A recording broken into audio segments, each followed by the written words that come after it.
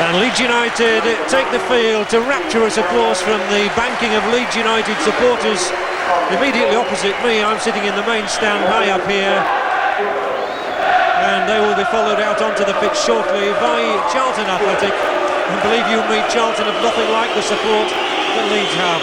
There are the Charlton team just coming out of the back of your picture in a change strip of blue. Leeds actually won the toss for the choice of colours. They obviously opted for their usual white strip, and Charlton, they're in all blue as opposed to their normal red shirts. Quite vibrant atmosphere as you would expect, and the vast majority of supporters in the crowd here at St Andrews have made the journey either down the M1 or the M6 from Leeds. Well, after just one season in the top flight, Charlton are desperately keen to hang on to their status. That eagerness reflected in the fact that Monday's defeat at Leeds was their first in 7 matches. Well, here is the Charlton lineup. Bob Boulder is in goal as always. The back four featuring Peter Shirtliff, the former Sheffield Wednesday centre-half, and of course Paul Miller, signed from Tottenham Hotspur this season. In the midfield then, Charlton Athletic have 3 men. Colin Walsh on the left, the former Nottingham Forest player, has been outstanding in both games so far. And up front, 3 men there, including Garth Crooks, of course, signed from West Bromwich Albion earlier this year, and Jim Melrose, who, as Roger said, got the goal at Selhurst Park in the first leg. Now let's have a look at the Leeds United lineup. The vastly experienced Mervyn Day in goal, and familiar teams names too in the back four there. Skipper Brendan Ormsby alongside Jack Ashurst, and Bobby McDonald in the left back slot, of course, played over 400 league games. In the midfield, well, Mark Aizlewood, John Sheridan and Mickey Adams have been bolstered there. A word or two in a moment about John Stiles returning, and up front John Pearson fit again and comes in place of Bob Taylor, who did so well as his deputy, and Ian Baird. John Stiles then gets a chance in the Leeds lineup. He wasn't in the starting lineup for either of the 2 previous games against Charlton Athletic, and I wonder, is this a change of policy perhaps on the part of Billy Bremner, packing the midfield and perhaps reverting as well to the lineup which was so successful in the cup ties earlier this year, in which John Stiles did so well.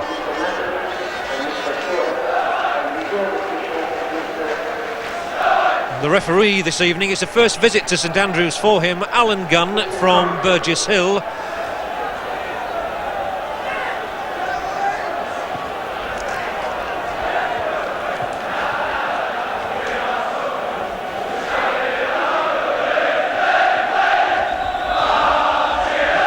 It's a first visit to St Andrews for referee Alan Gunn from Burgess Hill, and it's in fact the 3rd playoff match in which he's been involved. And last Sunday he was at Wembley refereeing the Freight Rover Trophy final.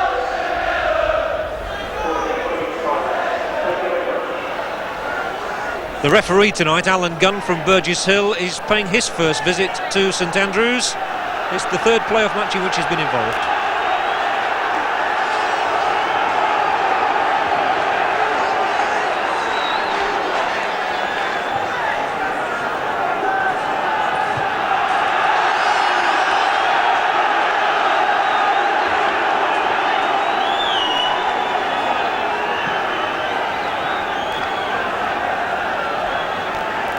The Leeds supporters roaring already, and how they'll be roaring, of course, tonight if their team regains its first division status after 5 years.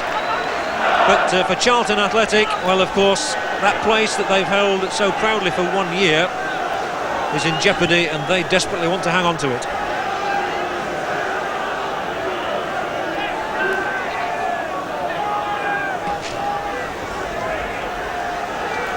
So kick-off time then, with this crowd of around 20,000 here at St Andrews, eagerly anticipating.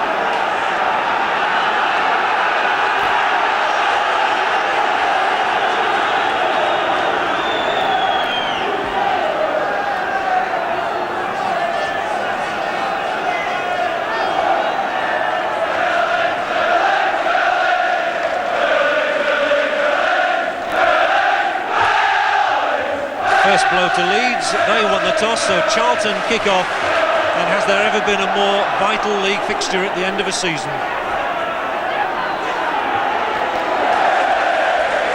The prize, as everyone knows, the First Division next season, and it must be worth at least £500,000, we reckon. Here's Humphrey for Charlton with the first ball into the Leeds penalty area, cut out by Aizlewood.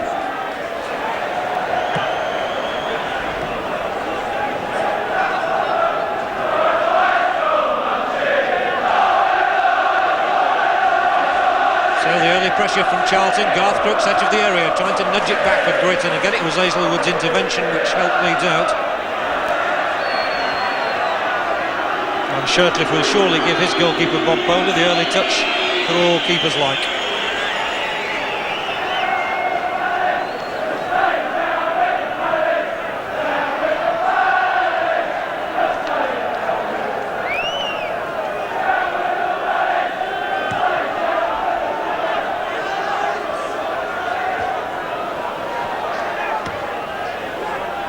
Long and hopeful ball from Humphrey. Ashurst beats Melrose to it, and here come Leeds inside Charlton territory for the first time. Sheridan just knocking the ball too far ahead of him.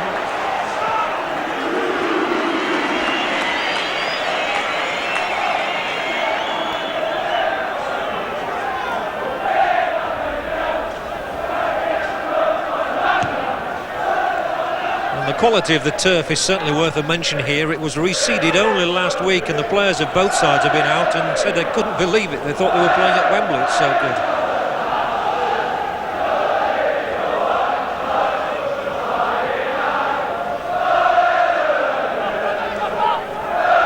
So Bobby McDonald, the Leeds left back, but well cut out by Humphrey, and now Lee, who's got past McDonald but not Aizlewood, but the whistle has gone for the first free kick, and already referee Gunn showing that he's going to be strong tonight by having a word with Aizlewood for something he said.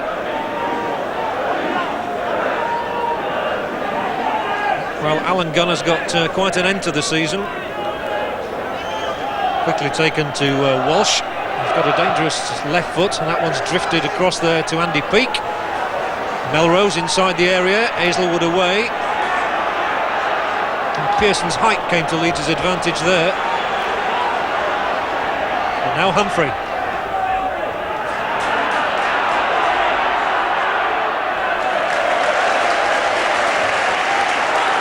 Quick thinking by Mervyn Day, bowling that ball out to Sheridan, who's played a good ball down the line for John Stiles. Leeds have two men in the middle, but he couldn't find either of them.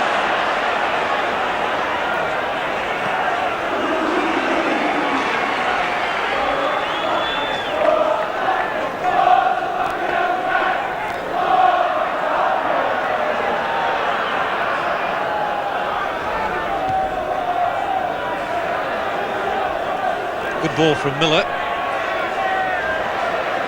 This is Crooks.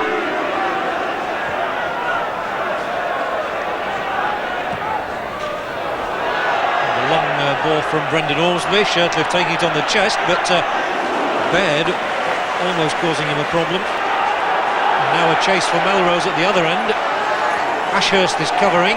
Crooks calling for it inside the penalty area. The ball never came.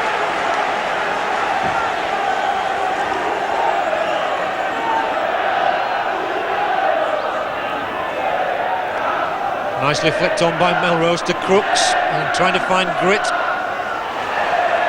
Reid can't keep it in.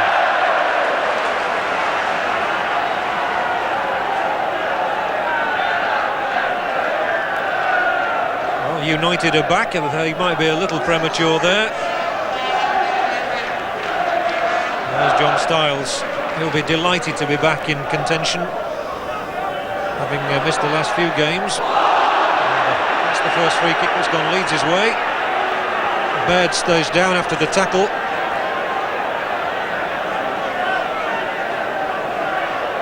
And I do know the referee was concerned before the game. When teams meet as often as these two have in the space of only a few days, there can be vendettas, there can be people trying to settle scores.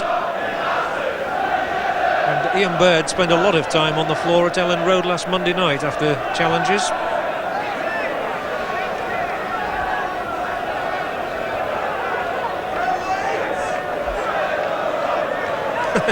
Well, lip reading, Ian Baird said, "I'm all right."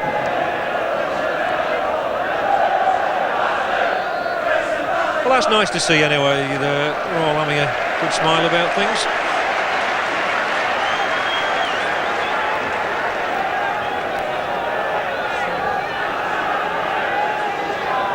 So now we can have the free kick taken by Ashurst. The first chance Leeds have had really to exert any pressure at all on the Charlton goal, and that's drifted to the edge of the area. Pearson was beaten to it by Miller. And Ashurst in quickly.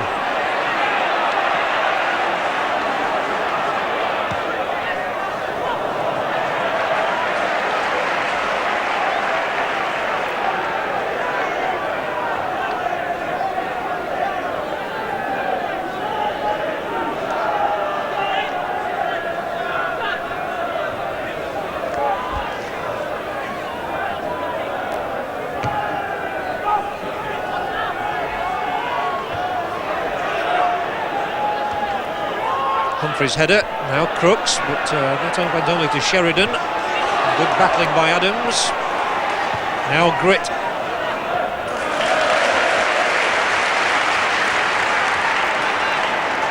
Mervyn Day, he'll be 32 next month, and tonight playing his 491st league game. And that's a long kick as well from the Leeds keeper, and Reid just in the nick of time.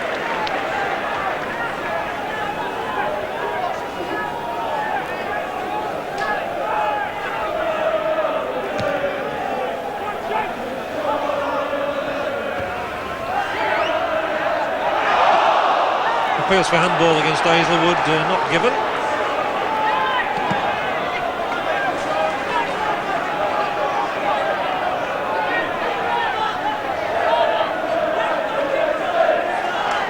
And the opening minutes here suggest that chances are going to be as few and far between as they were in the first two legs.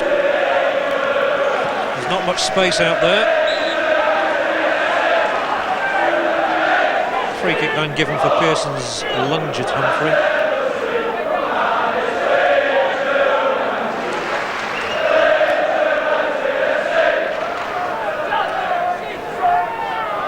So Miller.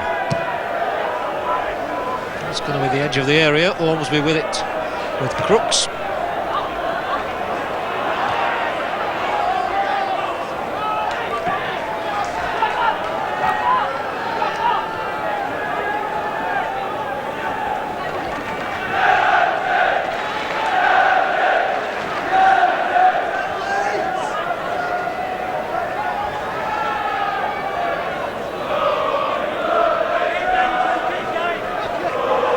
Pearson's flick on. His height, of course, can be so crucial to Leeds.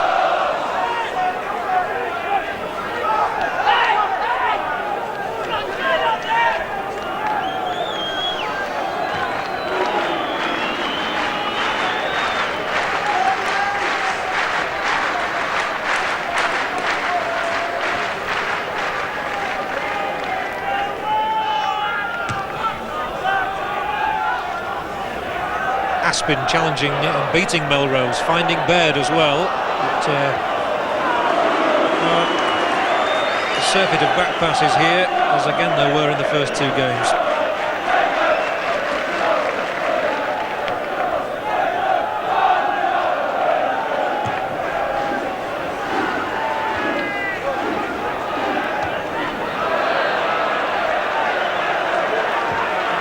Free kick this time against Garth Crooks for the challenge on Ashurst, although he did get rid of the ball.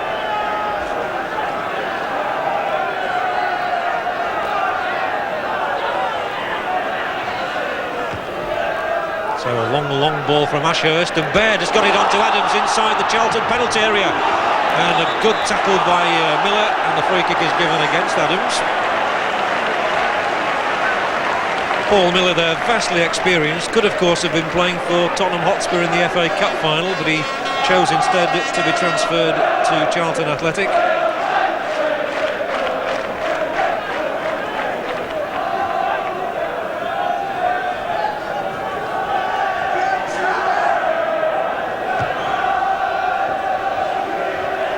it'll be Aspin and Crooks here, and Crooks' old man Aspin a little bit there, taking the ball away from him.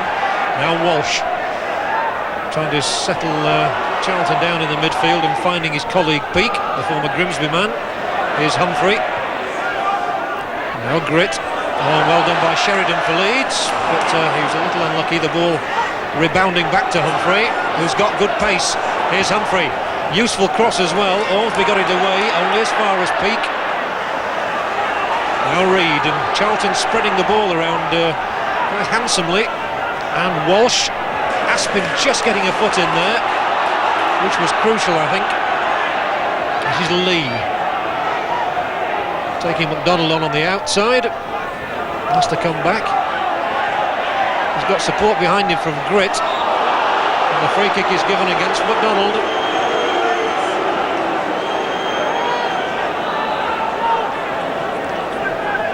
It's a useful position for Charlton to have here, with the wicked left foot of Colin Walsh. He can curve them, and you can see the anxiety on the face there of Mervyn Day as he tries to organise the barrier in front of him. Walsh so dangerous in this situation. And it's far post, too far. Leeds survived that, but that's surely a warning to them not to concede free kicks in that sort of position.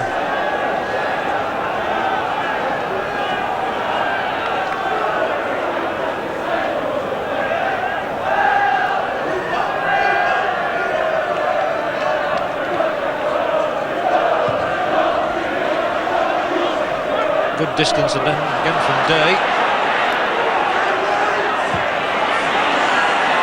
There's a rare old scrap going on in midfield. And this game is going to take some sorting out. You get the feeling that one little mistake might settle it.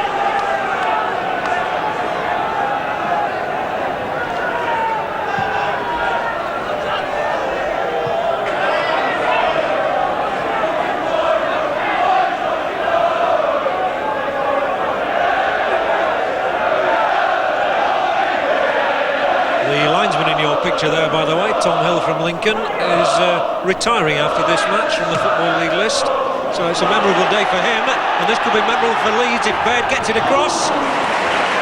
Bowler was there, and the first hint of danger to the Charlton goal.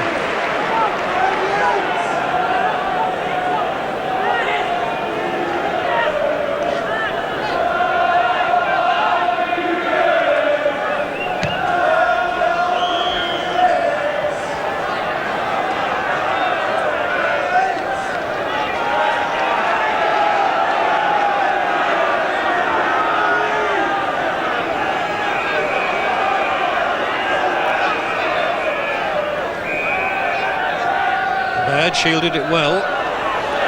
Charlton still won possession. They've all made the journey from Leeds, hoping to be here on the night that Leeds go back into Division 1, but we're some way away from knowing that.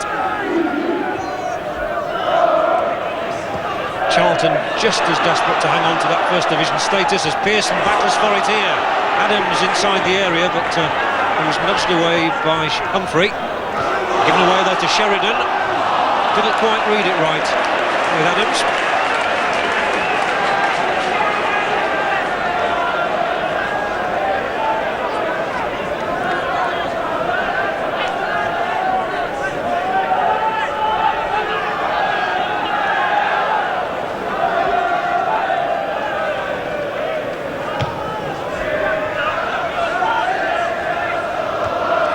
By Ashurst from Crooks. And Leeds just beginning to enjoy a fairer share of the play.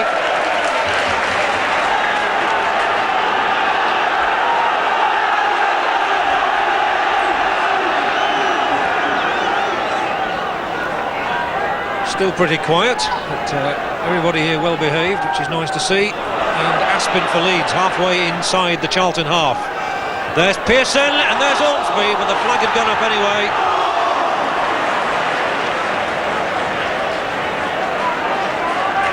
Very alert linesman there.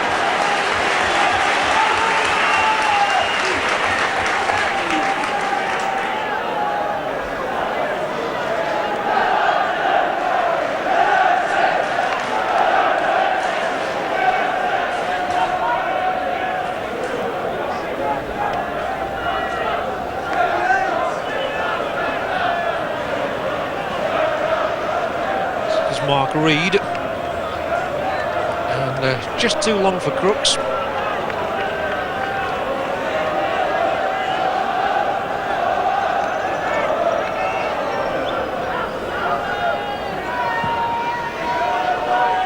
Long kick from Mervyn Day again. Pearson chesting it down, but couldn't find Aizlewood.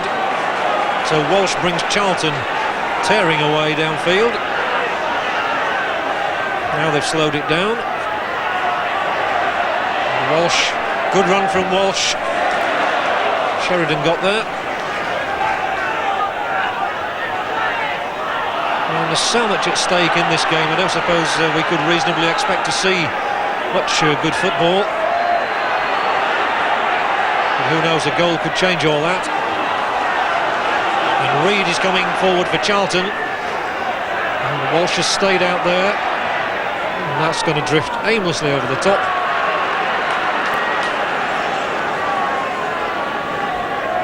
And that wasn't one of his better efforts.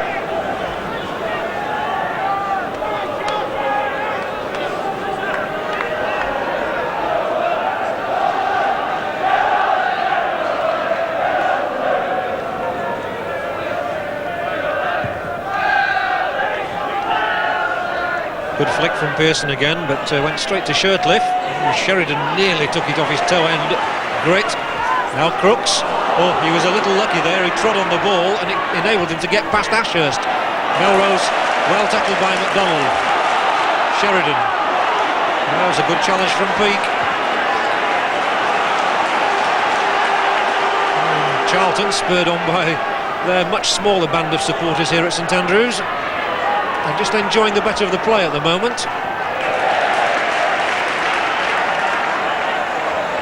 Quick throw, Crooks, shadowed by Ashurst. Tries to tee up Walsh. And a curler. It wasn't a bad try from Colin Walsh. For him it was on his wrong foot.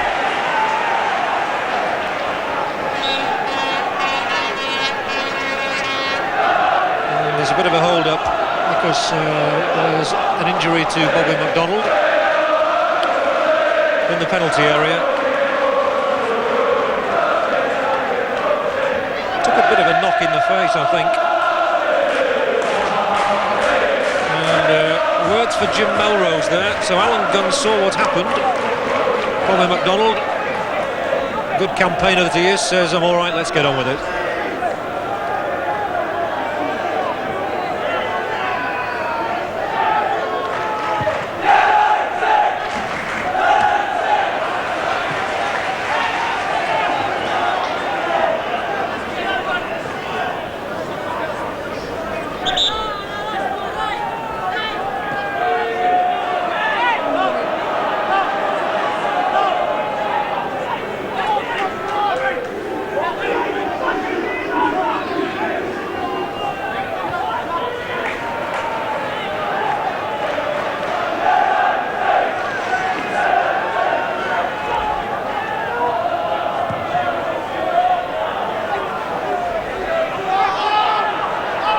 Leeds' ball. I think the other good thing to report so far is there's been no sign of any ill feeling between any of the players after Monday's game at Leeds.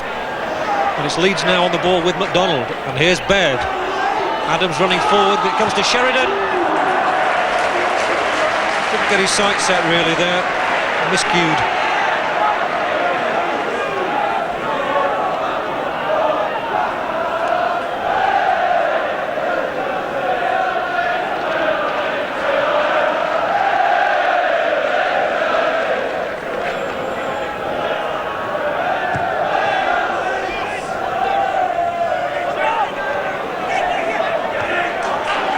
Adams got caught then by Gritt.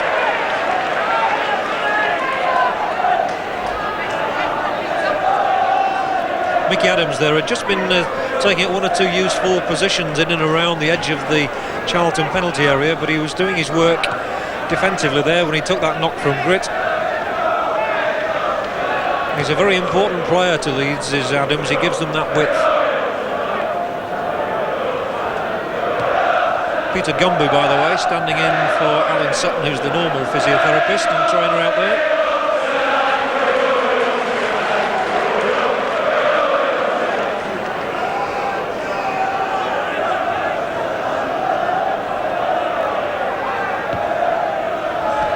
Adams immediately back in the action and showing that he's lost none of his fleet of foot. The ball was missed by a Charlton defender. It almost ran through to Stiles. McDonald keeps Leeds pressing forward. Oh, and almost kicked his own man, and then they stood looking at one another. They can't afford to do that.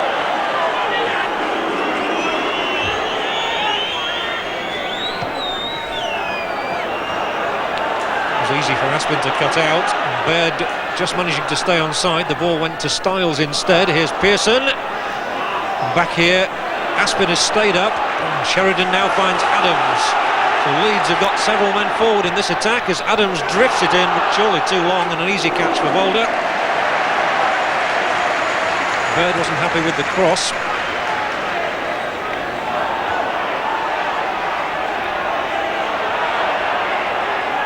Real resolution there on the faces of Ormsby and Ashurst as they both challenge for that ball. The real speed here from Humphrey.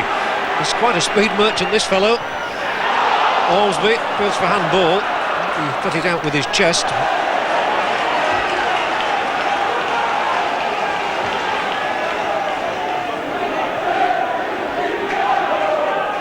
This man Humphrey is one that Leeds are going to have to watch because his speed down this right flank is quite astonishing at times. He's been one of the better players in both the previous games too.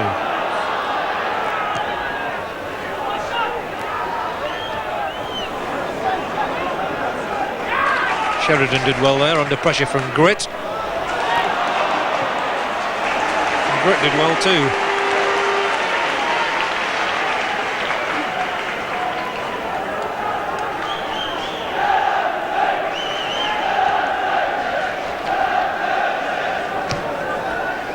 So midway through this first half, the pattern familiar, no goals, and neither side claiming any ascendancy really.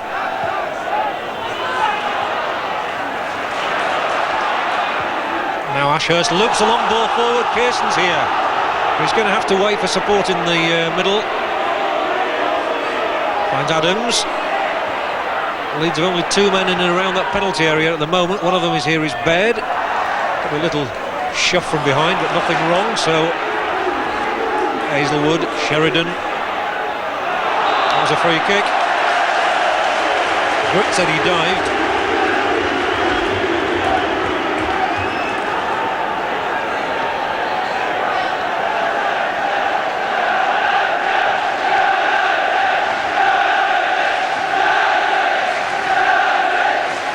Just the odd hint here that Sheridan might be more influential than he's been in the previous two legs. McDonald now, who was looking for Pearson, it didn't get to him. It's come out instead to Stiles. Oh, and a slip by Melrose. So Ashurst hits a low cross. Brendan Ormsby and Baird are both up there. And it's away by Reid, only as far as Aizlewood. And you can see the Leeds captain, Brendan Ormsby, up there. Fired up.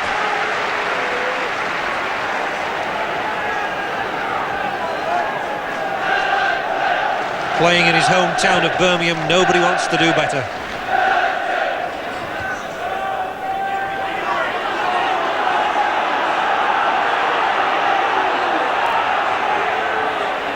Adams, long ball, Pearson's here, and Boulder, Pearson went in. Well, I thought he had his foot up a little bit, but nobody complained. Referee said play on. Good decision. And what's more, a good catch by Boulder under pressure. And the game's quickening a little. Stiles has done well there. Good battling. He spread the ball wide here. McDonald waits for Adams to get ahead of him.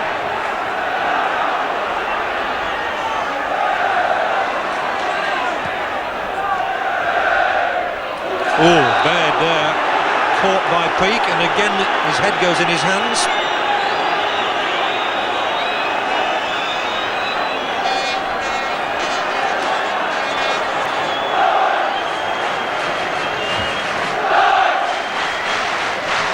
And the picture says it all.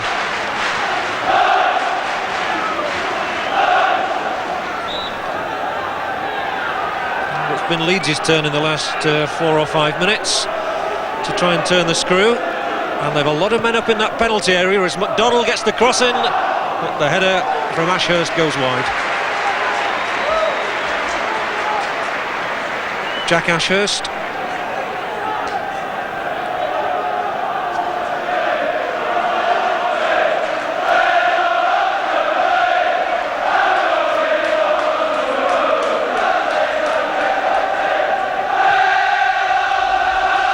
Well, the singing reaches a new crescendo. The Leeds army, and we're going to win the league, and we're going up.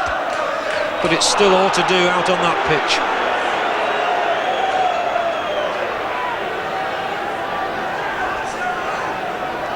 And no doubt Charlton will have something to say about that, because they've got their ambitions.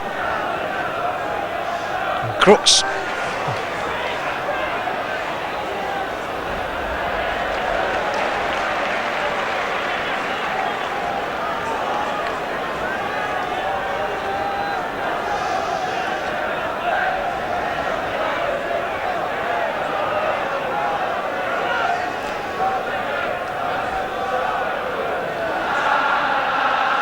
Charlton's form, in fact, towards the end of the season has been excellent. Their defeat at Ellen Road on Monday was their first in 7 games. And their manager Lenny Lawrence has said if Leeds do beat them, well, they'll deserve to go up.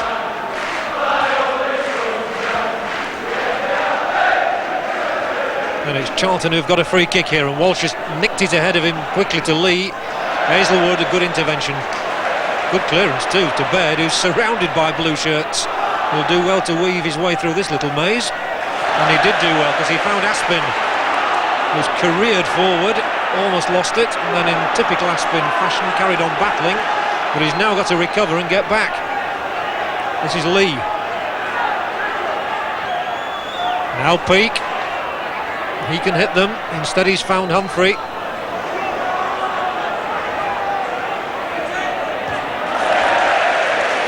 No way past Adams.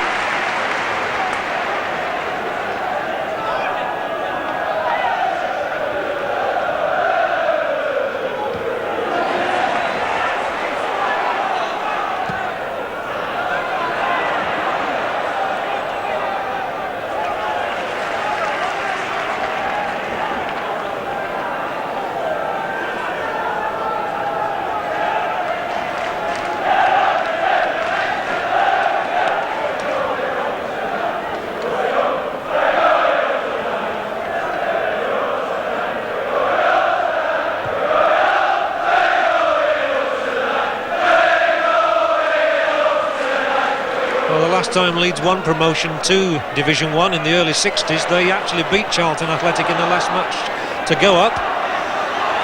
So if they believe in any precedents, then they'll think they're in with a good chance tonight. And Sheridan has drifted that ball over for Pearson, but Humphrey got there first. And Charlton look at their most dangerous when Humphrey's on the ball. He's given it here to Walsh. Leeds desperately backpedaling, and Sheridan conceding the free kick.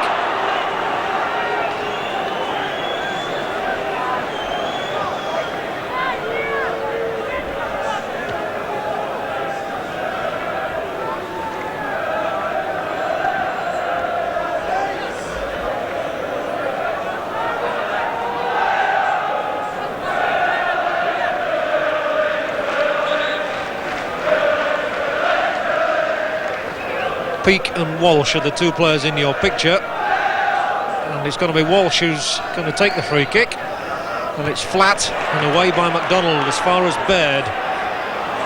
Humphrey leaping in there first.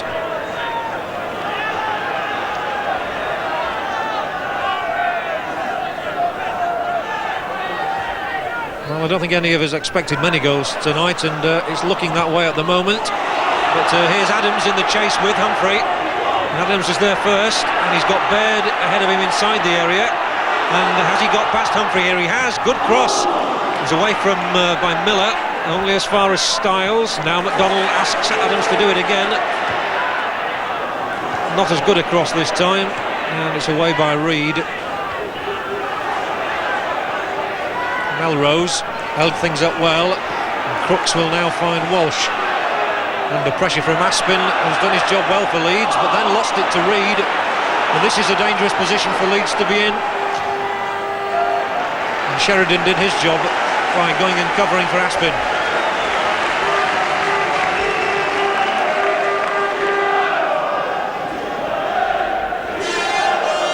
got a feel for Neil Aspin there, the number 2 in your picture. He's still waiting to go on honeymoon. He was hoping to get married on April the 12th. Had to postpone the wedding, got married 2 weeks later and still hasn't been able to go away to Barbados. But he's been told the season definitely ends here.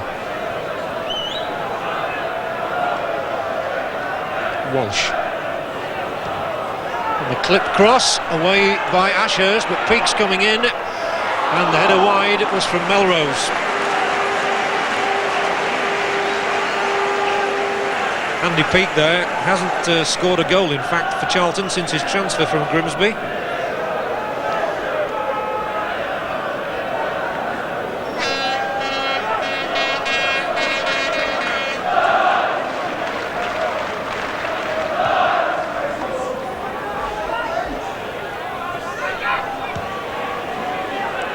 Gritt beating Sheridan to it, just as Ashurst beat Crooks then. Sheridan, nice ball for Adams, who's going to have to go back to McDonald. And another long chase on here for Pearson, who's with the Shirtliff, old colleagues of course, both at Sheffield Wednesday and at Charlton, and this time Pearson offends his old pal.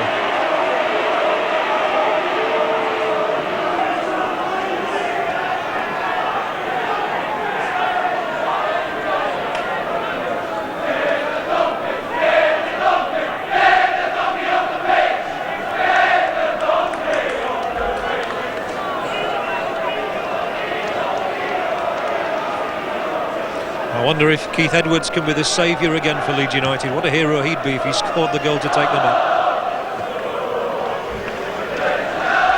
But now all eyes on Leeds, and Baird charging forward, and chances here really if Baird can play it wide right to Pearson, but it was too dilatory really. It's been given away once more to Sheridan. Aspin can't keep that in.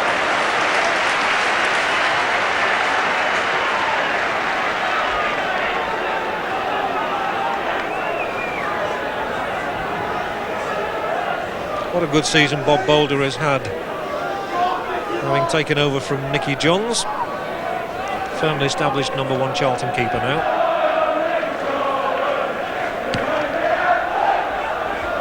And that's a good long kick from Boulder as well, taken by Crooks on the chest, finding Lee here. McDonald's the defender who'll go with Lee all the way, holds off him, and Lee's cross. Meat and drink for someone like Mervyn Day.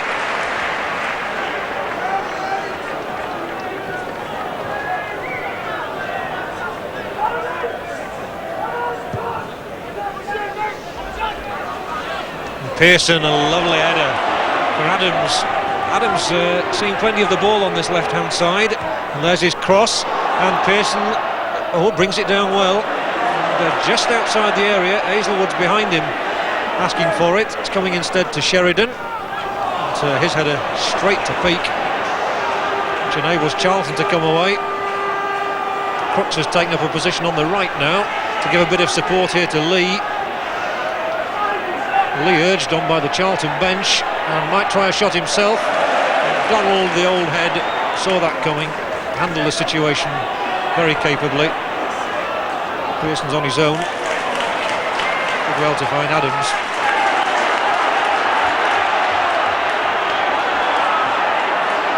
And again, so little space out there.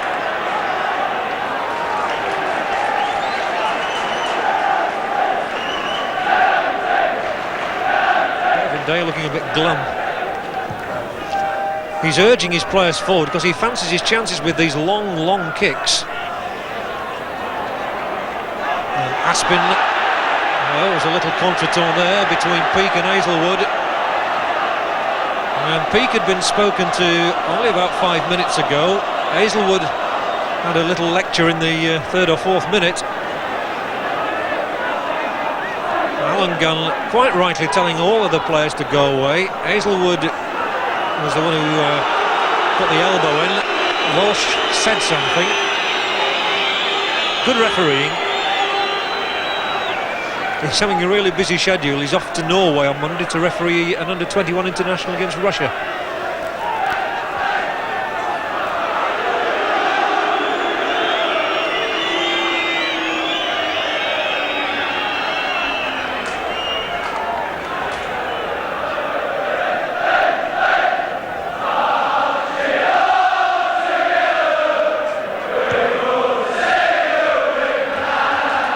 time. The long kick is at the other end, and Mervyn Day out quickly as Melrose came through.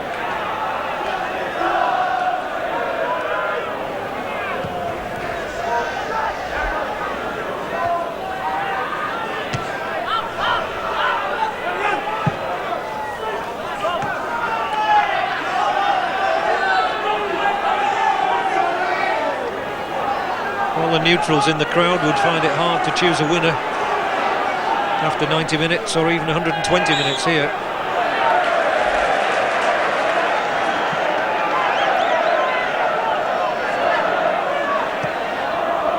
That's a nice ball from McDonald to Baird, who's trying to get past Shirtliff and gets a corner.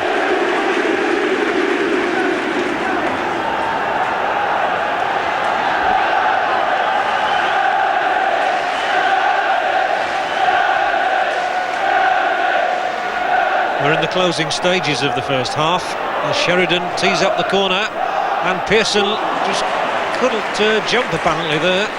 Didn't seem to move at all.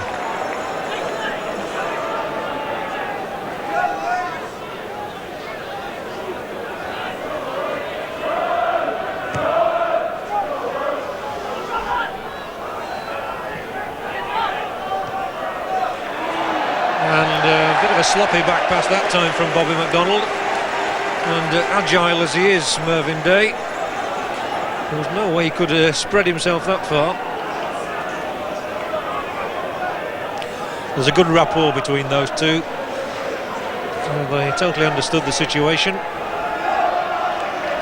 And Leeds having had a corner 30 seconds ago, it's now Charlton's turn.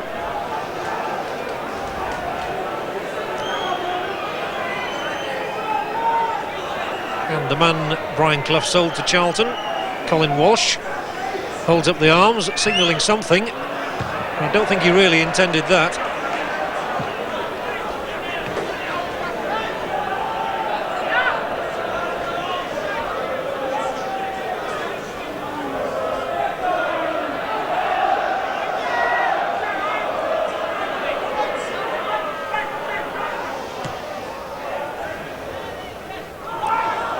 It has to be said that neither goalkeeper has been troubled. That was a really dodgy ball from Sheridan though, got Aspin under pressure, and what a brilliant challenge from Stiles to get across there and deny Walsh any space. There he is, number 7 in your picture, and that's why Billy Bremner's brought him back into the side tonight. He did get across there quickly, and he had to do as well, and he's still there. And between them they've managed to snuff out that attack. He is a battler, just like his dad.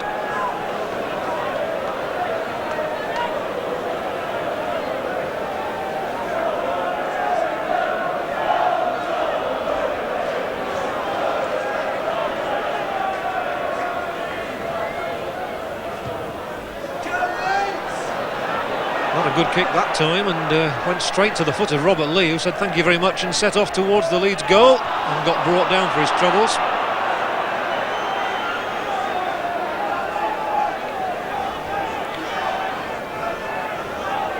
Robert Lee didn't play in the first game at Selhurst Park, but did play at Ellen Road.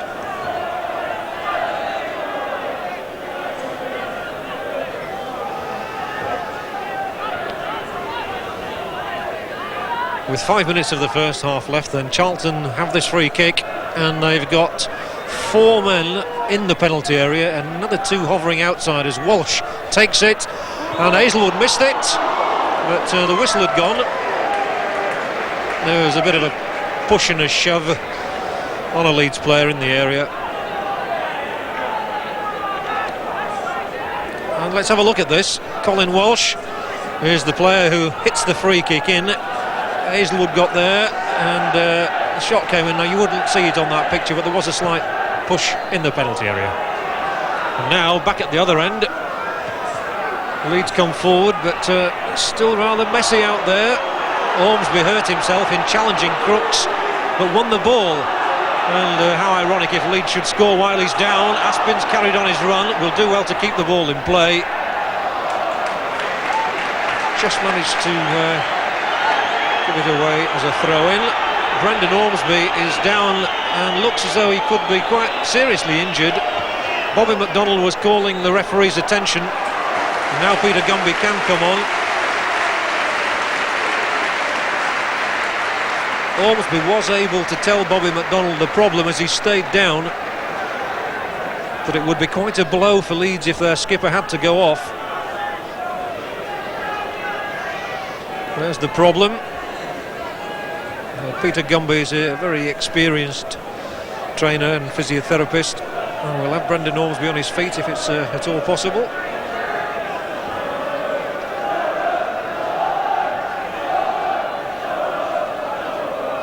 They're still quiet because they've had absolutely nothing to sing about in terms of the football as yet, but of course they know, as we know, that it's all going to be settled one way or the other tonight.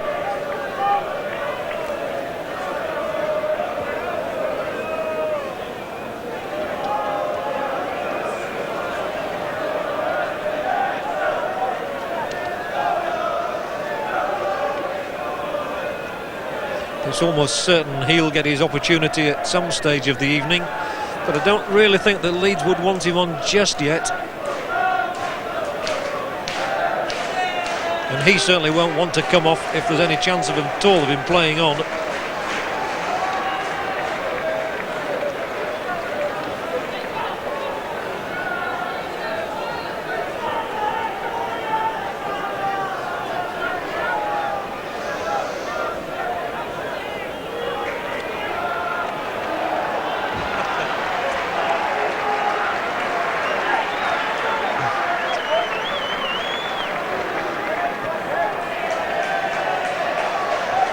And it does look as though that's the end of the game and the season for Brendan Ormsby. And Billy Bremner is out on the track side. Brendan Ormsby wouldn't dream of leaving a match if he was fit at all to play on. Billy Bremner wants to know if he thinks he might be able to stagger back out. But it'd be pointless Leeds having a passenger. And the indication from Peter Gumby there surely is that Brendan Ormsby will not be taking any further part in the action.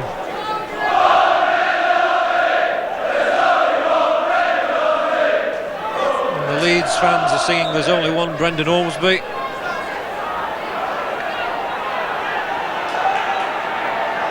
Not a happy picture for Leeds, that.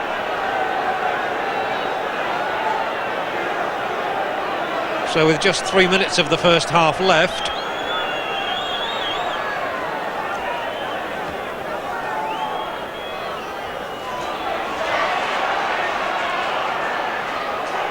looks as though Edwards is going to come on for Leeds, but Charlton are on the attack. That's the important thing to say at the moment.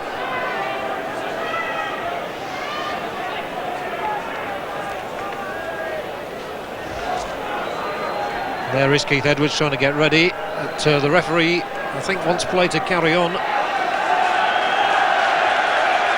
Brendan Ormsby is still gingerly trotting up and down out here. Let's watch the free kick. Leeds desperately don't want to concede anything just before half-time. Melrose is there with a header. Miller's header. Paul Miller has got a few goals in his time for Tottenham. He's got a couple for Charlton, and the header was too close for comfort for Leeds. Meanwhile, the decision has been made, I can tell you, that Ormsby will not be playing any further part in the game. And Keith Edwards now prepares to come on. I'm sure Billy Bremner said, "Come on, do me a job, Keith." And what an opportunity for the former Sheffield United and Hull City man to repay that fee that Leeds paid to Sheffield at the start of the season for him.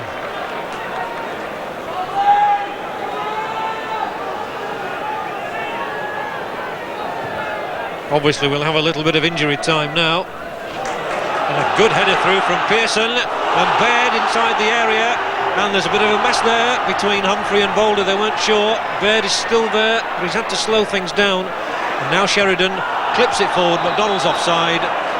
He might put it into the net just to raise a cheer.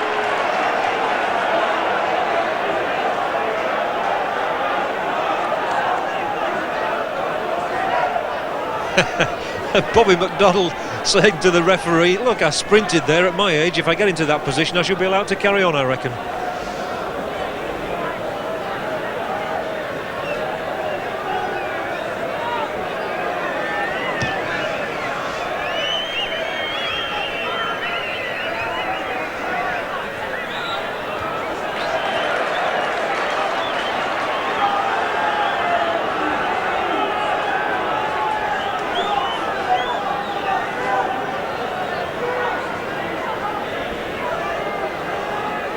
Yeah. And I don't think Baird will get that one.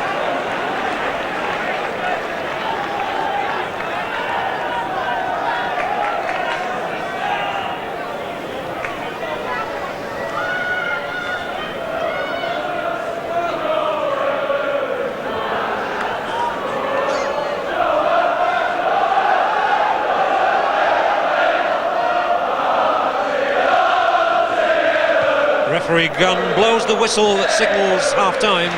It's been a sterile first half, really. Chances few and far between. And Leeds losing Brendan Ormsby. He'll be disconsolate just a minute from half-time. But I wonder, is that the chance for Keith Edwards to sign off the season with some glory for Leeds United? Charlton will certainly have to watch him.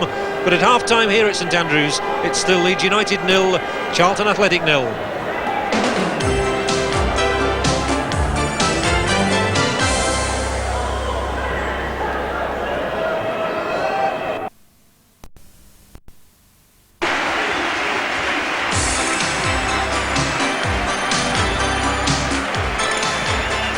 Welcome back to Birmingham for the crucial stage of this game. It would take a brave man indeed to forecast the result. There's been so little to separate the sides. In fact, there was probably only one clear-cut chance in the first half, and that was just before the half-time whistle, in fact. That free kick from Colin Walsh there, flicked on here by Jim Melrose, and Paul Miller coming in with a fierce header, and he wasn't far off the mark. And now we go with the second half, or we will when the referee comes out, actually.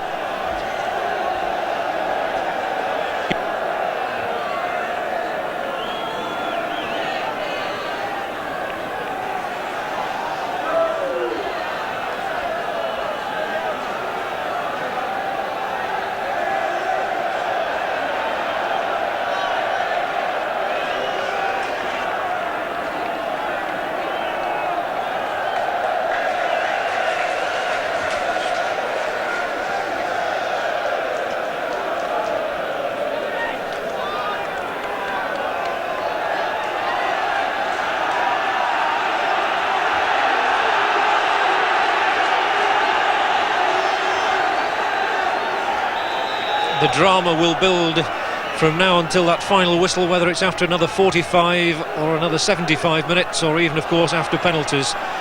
And how intense that pressure will be on the players if it does go to penalties. I think everybody really is hoping it's sorted out in open play. And the news from the dressing room, by the way, is that Brendan Ormsby has a swelling behind the left knee. He obviously couldn't continue, so Ashurst will have a huge responsibility in the centre of the Leeds defence, but he's experienced enough, and Mark Aizlewood has dropped back alongside him. It's going to be interesting to see how Leeds do reorganise to accommodate Keith Edwards.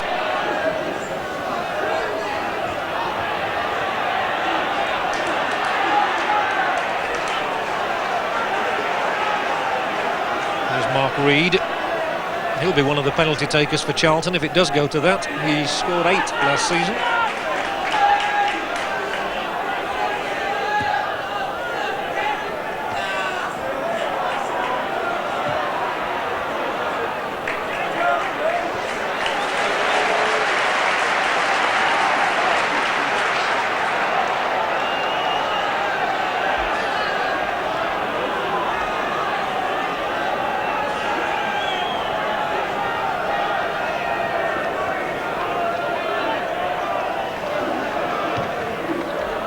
I think the other hope we all have is that it's not really a mistake which costs someone, because a player could be cruelly criticised for that. Let's hope it's one blinding flash of brilliance on somebody's part. Maybe Jim Melrose here. He can't even keep the ball in play. Aspin had gone with him. And Aspin here really epitomises the occasion. He's a real battler. Only 22 years old, but already the longest serving member of this Leeds side.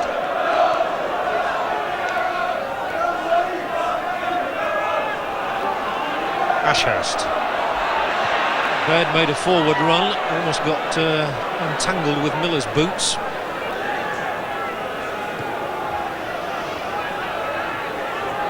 Humphrey. A huge leap by Aizlewood.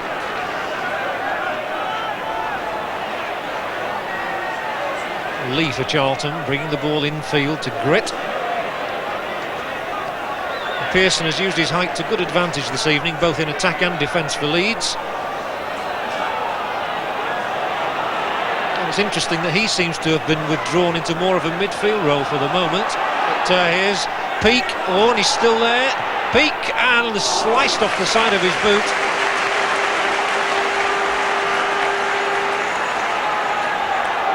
It was easy enough in the end for Mervyn Day. The challenge there from Sheridan didn't quite come off, and Peake had to hit it with his wrong foot, really. Aspin's long ball, and Baird will chase out here. Boulder's going to have to put that one in touch.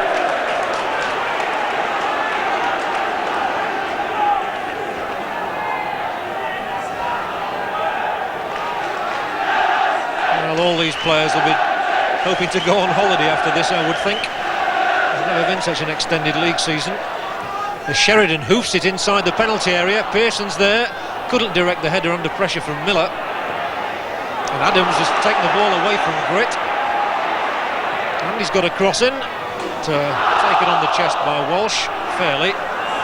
Oh, and Aizlewood, no matter he's 6'2", had to stretch to catch that ball, otherwise Crooks would have been herring away behind him.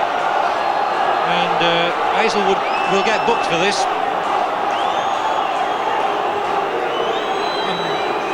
Mark Aizlewood has managed to get himself booked in all 3 matches against his old team. I know exactly what he's saying, I had no option. But of course, Mark Aizlewood now daren't do anything else in this game, otherwise he'll be off.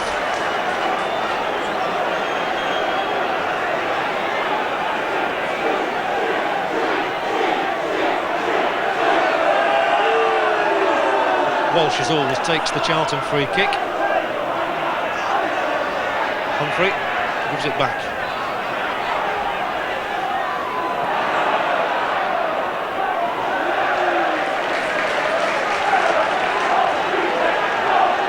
There's so many nerves out there. That was a ball normally I'm sure that Lee would have controlled.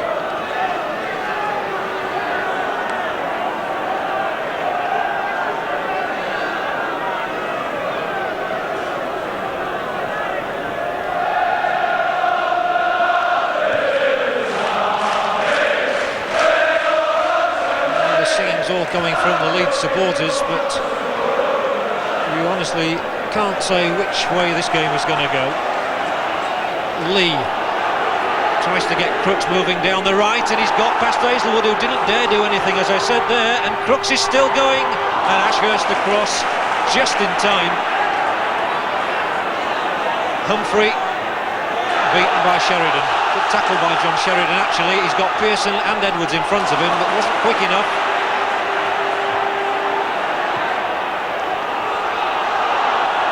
Was interesting just a moment ago, because Crooks got round Aizlewood when he probably normally wouldn't have done, but Aizlewood just didn't dare go in on the challenge because he knows that he could get sent off if he does any other indiscretions.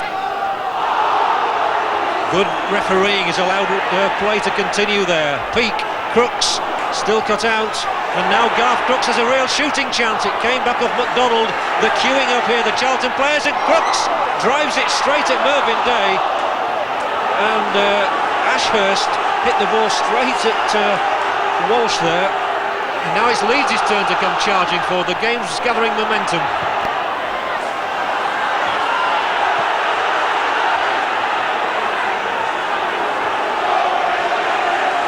And Crooks here hit the ball, good positioning by Day, and then there was a bit of panic, but Walsh surely handled the ball there, although the referee allowed play to continue.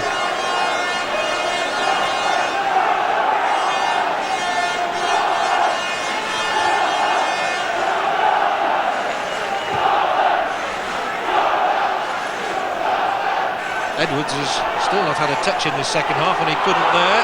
Aspin will be penalised for obstruction, or will he not? No, he won't. Walsh said the referee was looking for it. And Aspin's ball went through to Pearson. Sheridan, oh, and again it's so tight out there, there's not a yard of room.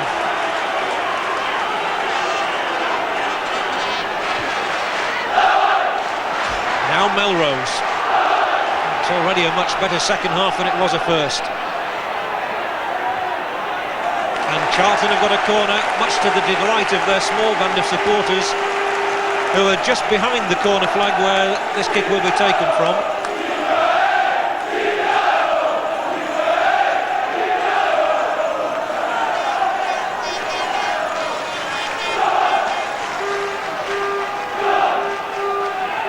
Walsh taking the ball inside the area, and Aizlewood knocking it away with Melrose behind him. And again, Sheridan's got in a foot just when it most was needed.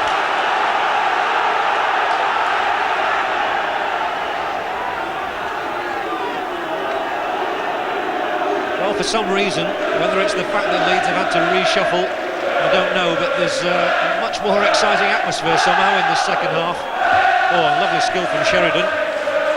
Not once, but twice. Oh, great skill too from Stiles. Now Sheridan with the ball, wide on the left, and it's a good one. Playing out there is Baird at the moment. Humphrey is the defender in front of him. Baird cutting inside. Can he unleash a shot here? Not enough space for that. And Shirtliff taking it away from his old mate Pearson. Aspin charges forward, loses out though, and Melrose keeps the ball in.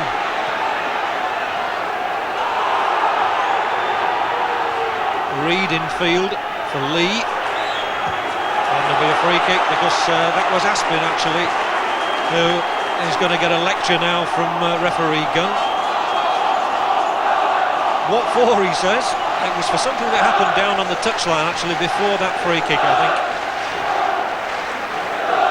And I think it's worth stressing that the man in the middle of your picture there in black, referee Alan Gunn, has done a sterling job so far in keeping things under control. You need experience to handle a match like this, and he's showing it all. Walsh, Crooks, handball, they screamed, it wasn't given, and Crooks turning quickly, putting the best effort of the night. Garth Crooks here, showing all the experience of his days with Tottenham and West Bromwich Albion, turning and putting in the shot. It was well off the target.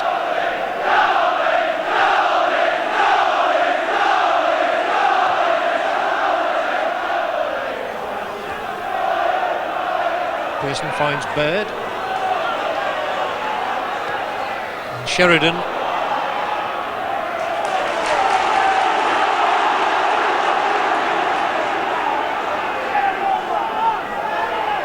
Quickly taken the throw by Stiles to Sheridan. Nice little ball for Baird. Aspin's up there inside the area. Neil Aspin, and caught by Aspin. Free kick.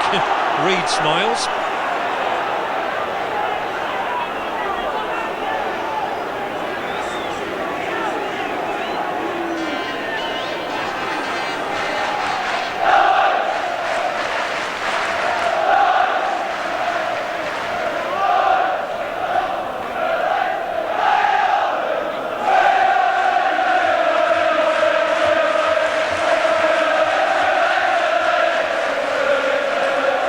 Ashurst, he's a backheader really. Now Aspin's under a bit of pressure. Seems to have figured a great deal in this second half, Neil Aspin, both in attack and defence. Now Peake might try one, but not a good try from Andy Peake.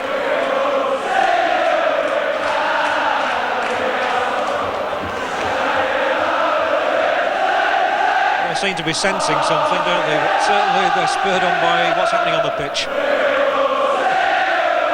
because the season is definitely coming towards its climax now, and it's getting quite exciting out there. And it was Edwards tussling for it with Shirtliff.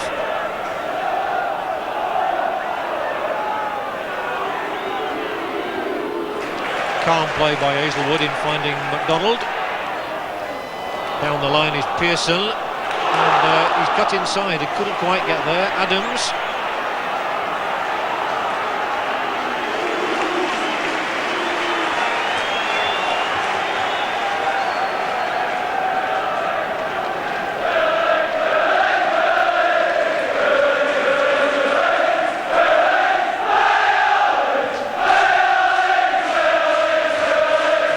Quite deafening over that side of the ground.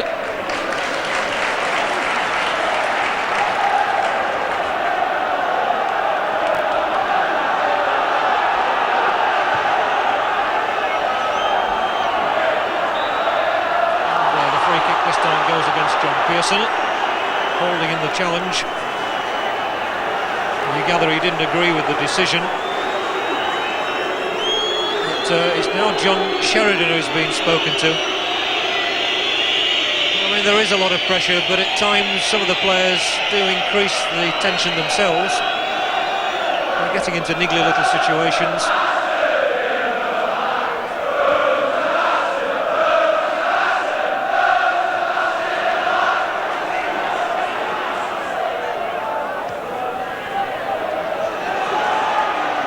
Fell kindly for Leeds, but that one didn't. It's just gone beyond Sheridan. Stiles did well, and Edwards for the first time comes into the game down that left-hand touchline. The defender with him is Miller. Still Edwards inside the area. It's a cross, and the flag's up anyway against Baird. And Leeds still really haven't created a chance. Ian Baird was the player there who got into the offside position. There's some applause though for Keith Edwards. Bowler still hasn't made a save, because he's not been called on, but Edwards adding a bit of fire to the Leeds attack then.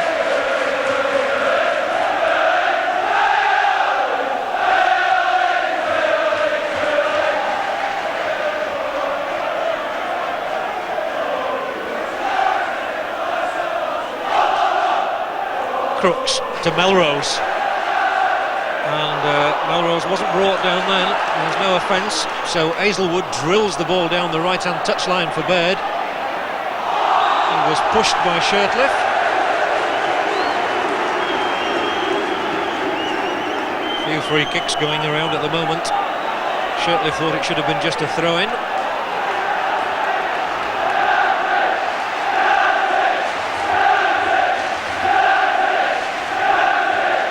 So, John Sheridan, it's a long curler, obviously looking for Pearson, who couldn't get to it. Here's Adams giving it back for Sheridan. And they're almost sucked towards him, those defenders. Again, they're looking for Pearson. Oh, and if that ball had got through to Edwards or Baird there, it would have been a cast-iron certainty of a goal. Good defending for Charlton by Miller.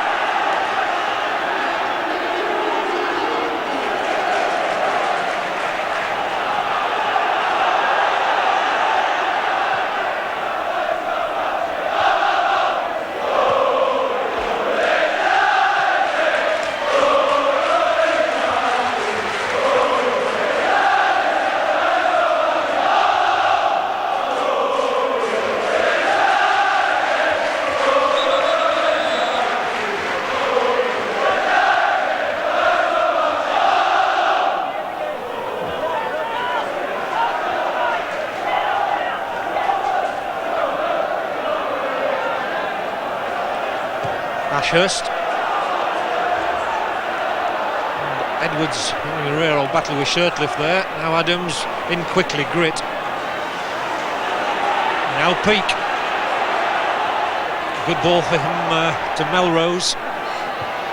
And another good ball as well. Out on that far side is Lee. And there's the quick cross, and Aspin just getting there. Walsh is behind him though. And that's going to be a corner. Aspin hurt himself there in stretching actually. Leeds don't want any more injuries with their captain Ormsby already off. Leeds have no more options. Charlton still have their substitute Mark Stewart to bring on should they want to do, as Walsh puts the cross in, and Aspin again has to stretch. He seems alright.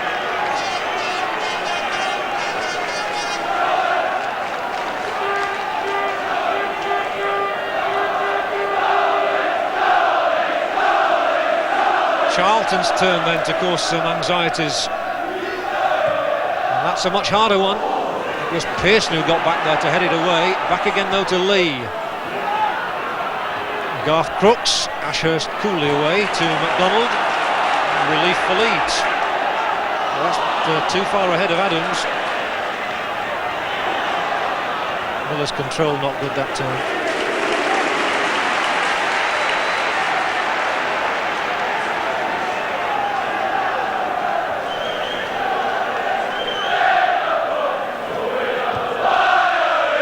Good long kick from Day again. Miller's underneath it, but Adams for Leeds. Pearson inside. Not a good ball from Pearson though. Humphrey collected it. Crooks has managed to get past Ashurst, and he's found Lee. More danger for Leeds. And Lee's played a fine cross as well, and Bobby McDonald did the sensible thing. He knew Melrose was behind him, and he's complaining that he wasn't really being helped over there.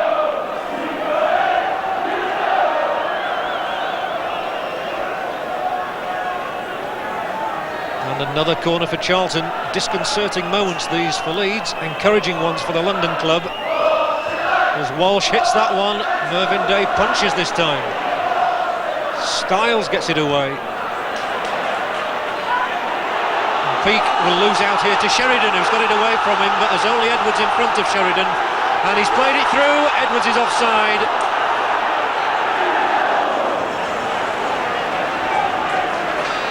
Well, Edwards, the poacher, would have relished that situation had he been onside.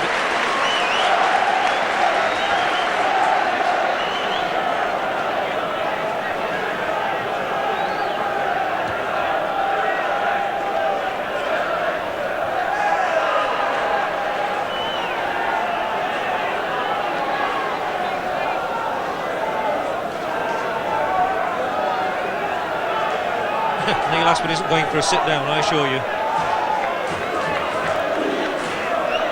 You'd have thought there'd have been a ball boy there to help, wouldn't you? Nice to see the linesman, Tom Hill, wearing a big smile as Stiles takes the throw. And Melrose here. Neil Aspin has gone with him. Melrose put the cross in, but Aizlewood, in his new defensive duty, gets it away, but Baird loses out. Reid this time eludes the challenge from Stiles and might try a shot himself, and Mervyn Day has to stretch.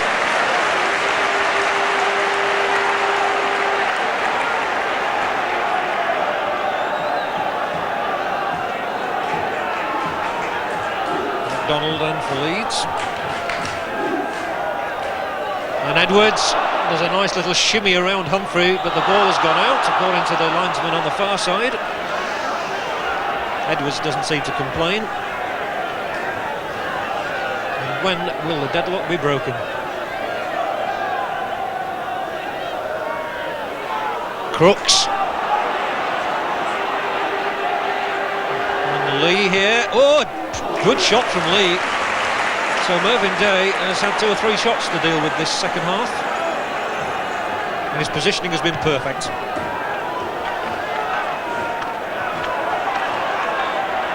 Leeds were looking for a free kick, it wasn't awarded. Ooh, and Baird nearly caught Reid. Not a good ball from the former Celtic fullback. So Leeds urged on again by this fanatic following. Edwards, Pearson, and there's no hope of that one, but it's a free kick for Leeds. Edwards caught after he played that little ball back to Pearson. A bit of time wasting going on.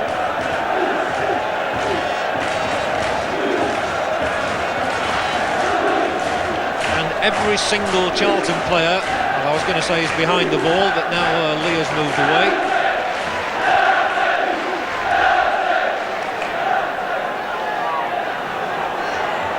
Frantic discussions going on there about where the wall should be placed, because they know what a lethal right foot John Sheridan possesses. And if this one ends up in the back of the Charlton net, you'll hear an almighty roar. Sheridan has been known to score from this distance. Bob Boulder, the goalkeeper, is off his line at the moment on his knees, just doing 1 or 2 exercises. Now he's gone back.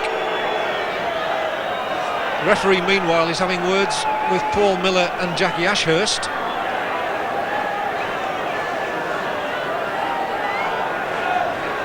Generally, I think there's been a better feeling about this contest than the previous 2. The players have wanted to get on with the game.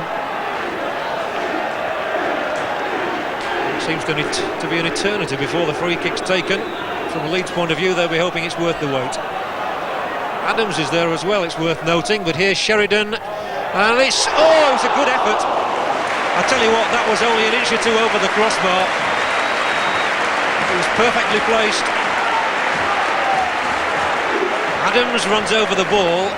Sheridan stroked it. It was a little clip, really. Now, Boulder's a big fellow, but that's how close he came.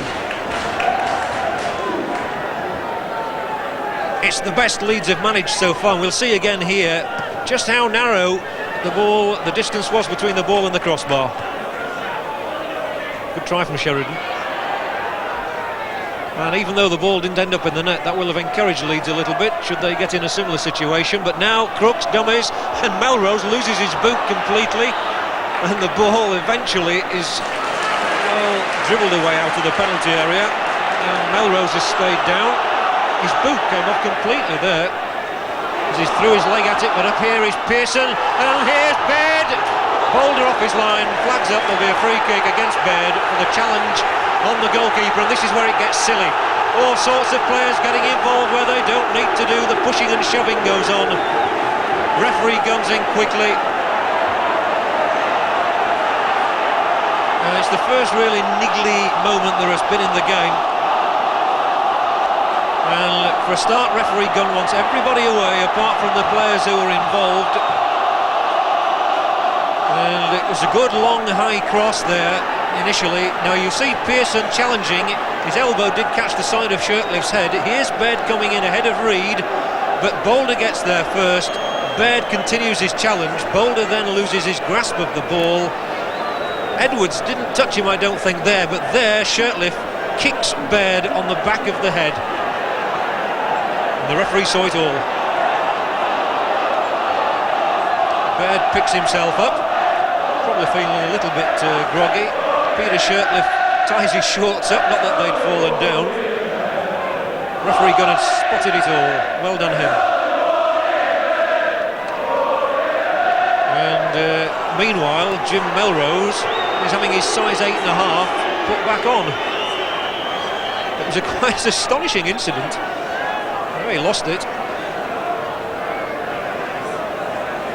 Shirtliff is told that his name is in the book for the challenge on Baird, and justifiably so.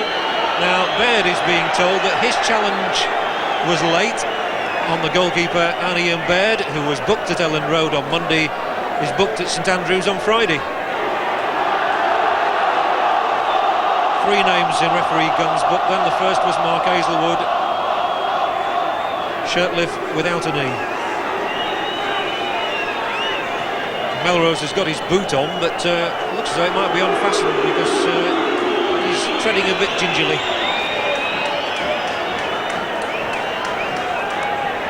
All of which has brought Charlton substitute Mark Stewart sprinting along the touchline.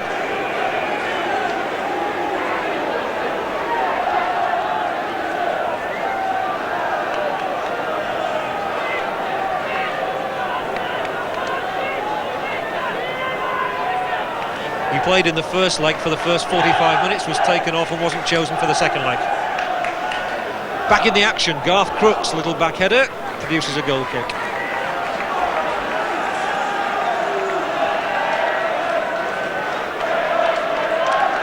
He certainly wants to stay in the first division. Last year he suffered the indignity of being relegated with West Bromwich Albion. May have been a dullish first half, but it's certainly brightened up, hasn't it?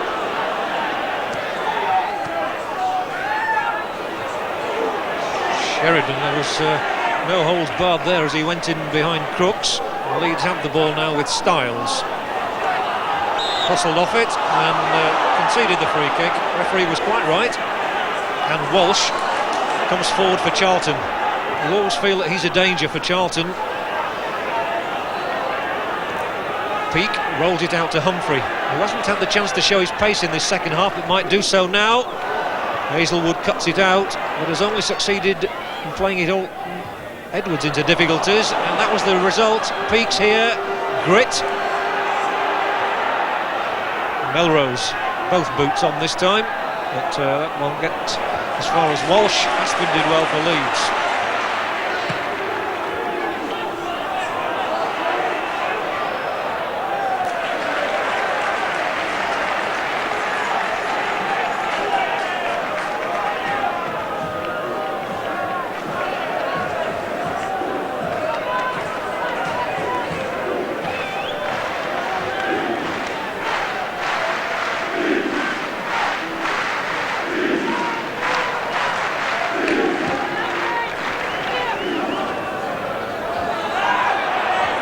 Sheridan, oh, Edwards is onside.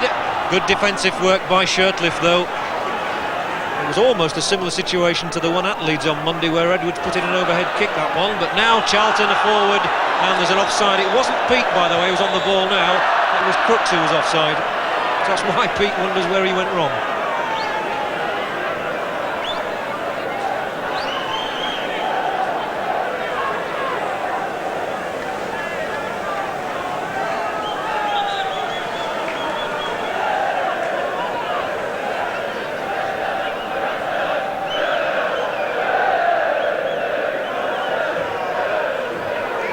They'll all be so relieved when this season is over. Leeds got to the semi-finals of the Cup, and now, of course, to play right through to May the 29th. It's certainly not over yet, though.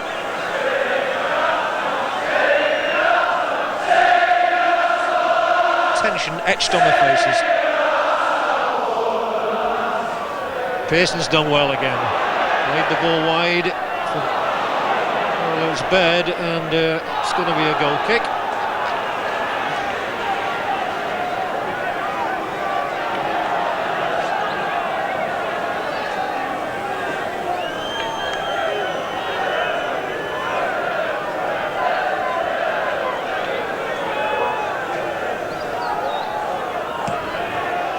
It's hard to know which of the teams would be the more pleased at the moment.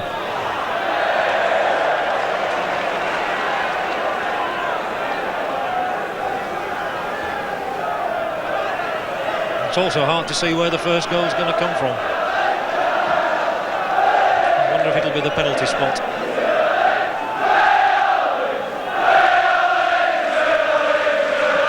McDonald.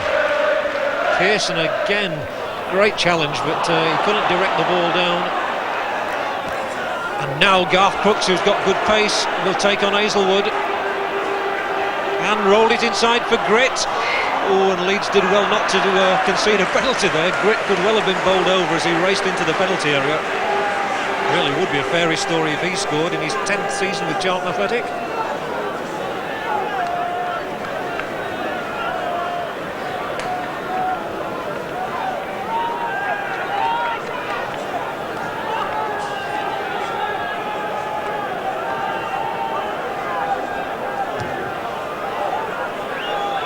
Day's long kick, Pearson's under it with Shirtliff. Hacked away by Gritt. Melrose has got Crooks moving sharply away down the middle. Humphrey's supporting down the right. And inside for Lee. Great save from Mervyn Day. Oh, and then the ball pushed through his own legs by Ashurst. That's the best save of the night.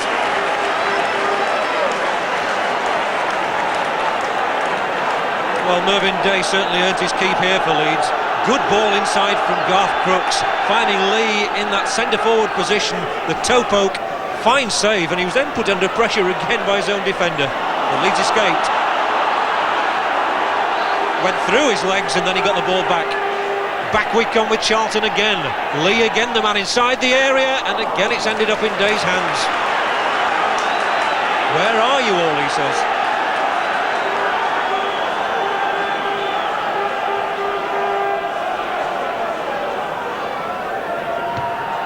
Did pose the question a moment ago about who would be the more pleased. No doubt about it that Charlton will be very pleased with their work in the last 5 minutes. Here they come again. There's a blue tide coming forward at the moment. Reid finds Crooks. Peake finds Reid. Back to Crooks. And they're just beginning to stroke the ball around. Look at that for confidence. It was a bit overconfident in the end. And Leeds are going to have to pull themselves together again.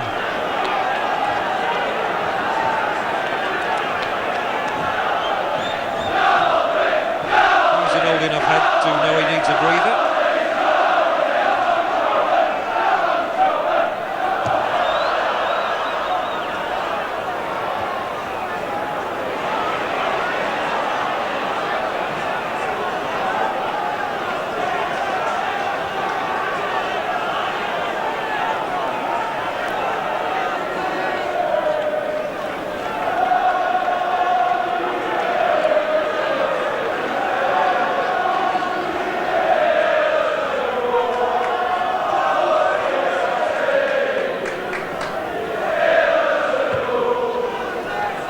Still though, that tantalising prospect of First Division football next season is there for both teams. And Stiles swings in the cross. The header went just beyond Baird. It was a great cross actually from Stiles. A lot of supporters in the crowd rose thinking that Leeds were going to get a sniff at goal then. It didn't materialise, but they have got a throw in. Baird takes it down for Stiles. There are 2 Leeds men waiting in the penalty area. That's going beyond Boulder, is it? No. A safe and good pair of hands he's got.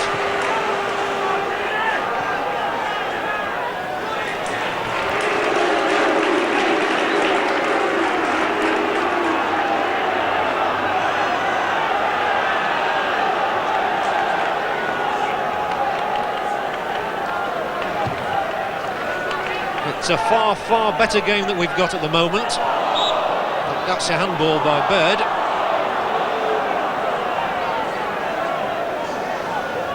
And just worth remembering again that Leeds is now stuck, if that's the right expression, with these 11 players. They've no substitute to bring on with Ormsby being injured.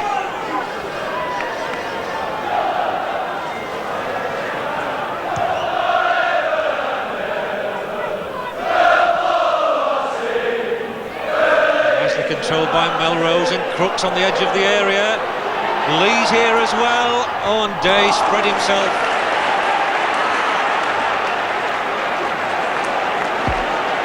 It's another corner for Charlton. And Leeds, I wouldn't say they're groggy, but they're certainly having to soak up a lot of Charlton pressure at the moment. Lee's corner. Oh, and Aspin did well, got it away. Gritt! And it came off a Leeds player.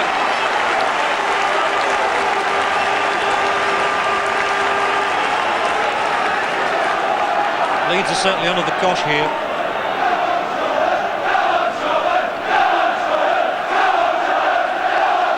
Away to my left, come on Charlton are the cries. Mervyn Day, good solid punch from him. Out to Peake. A long ball there to the far side of the penalty area, produces a free kick. It was Miller who was up, nudging McDonald right under the referee's nose.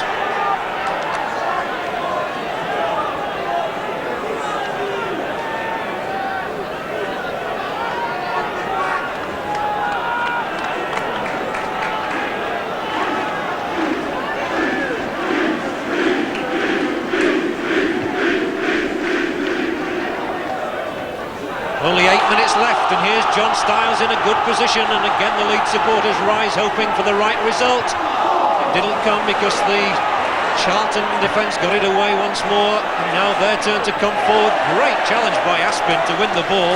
Stiles, Sheridan, Baird is onside here, and Reid obstructed him. And a real chance for Leeds here. Right on the edge of the Charlton penalty area. Reid looks as though he can't believe it.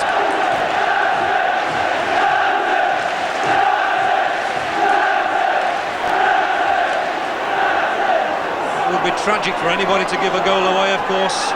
So near to the end. Sheridan and Adams once more trying to orchestrate the goal. that could take Leeds up. And Sheridan it is on the ball. There's the clip, away easily though. It was by Reid as well, the man who'd conceded the free kick. Not a good ball from Stiles.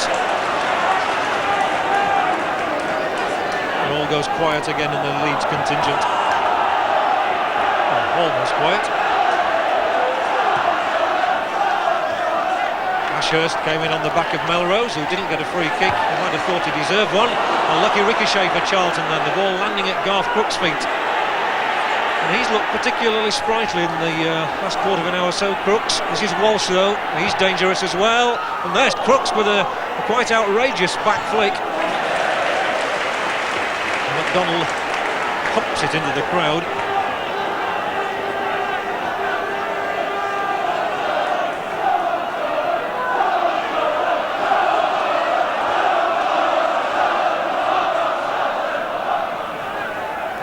Nice ball, rolled inside for Gritt, well that's too long. And the suspicion continues to grow that this game will go into extra time.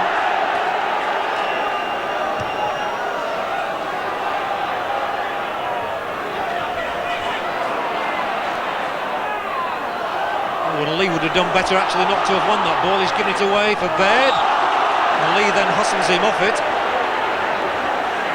Leeds get the free kick. Well, Leeds have weathered that little storm that Charlton brewed up for them. And now they're back on the attack. And they've half a dozen people up around that penalty area. Sheridan floats it in. But who did that come off? It doesn't matter because Miller puts it into touch for a Leeds throw.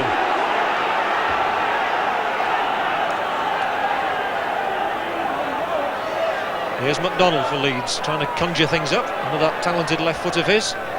Here's Adams. Need to go a long way back, but there are people still hovering around that penalty area. Stiles drifts it in for Pearson. Still Pearson now. Oh, the back heel didn't pay off. And Charlton come tearing away down the left-hand touchline with Walsh. Lee on his outside, Crooks ahead of him. Here's Crooks, shadowed by Aspin. So Charlton's hopes soar again. It really is ebb and flow time here. Reid, good ball, Crooks. Seems to have had a lot of the ball, Crooks lately. Peake, Reid, Lee.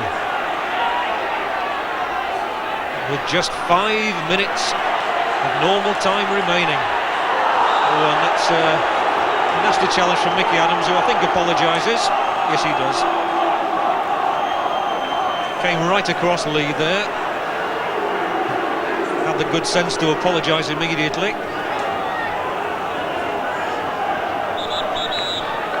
So now the referee wants Walsh to get on with it. Under 5 minutes left. And Walsh with the free kick. And McDonald's at the far post. Miller was challenging with him, but it's going to be a Leeds throw.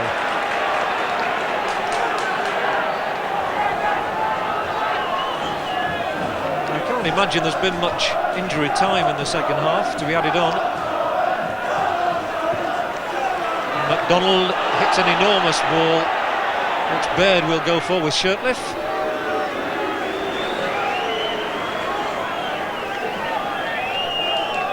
Well, Melrose scored for Charlton with 3 minutes to go last Saturday.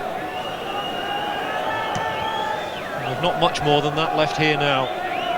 It really would be tragic for a team to give away a goal now. Ashurst just got it right.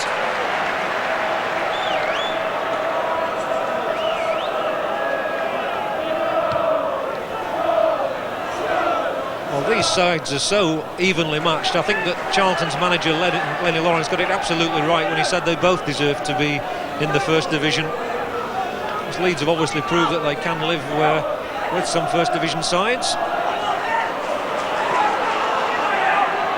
Under normal circumstances, of course, Charlton would not have been in this position of going down, finishing fourth from bottom. And here's Crooks, quick turn as well from Crooks, and Aizlewood stood in for Ormsby superbly then.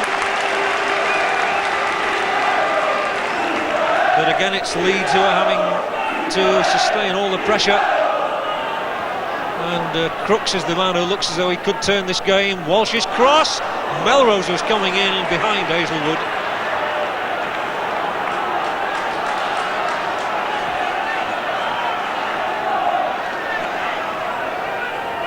I swear that Gritt wore a smile there. Nice to know at this stage of the game. It's away as far as Miller. Peake, little curler. Mervyn Day won't mind catching a few more of those. McDonald starting things off once more with Aizlewood, who can do no more than play it back.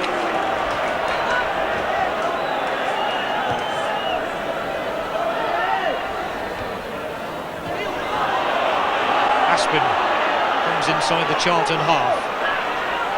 Races forward, finds Baird. Now Stiles.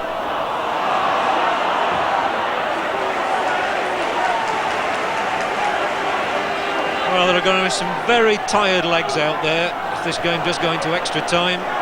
When you think they played for 90 minutes at Selhurst, 90 minutes at Ellen Road, and another 90 here at St Andrews. But Humphrey for Charlton, I wonder if he can be the hero. Not with a shot like that, he can't. The speed is electric, his finishing less so. The Charlton supporters acknowledging a great run from the fullback.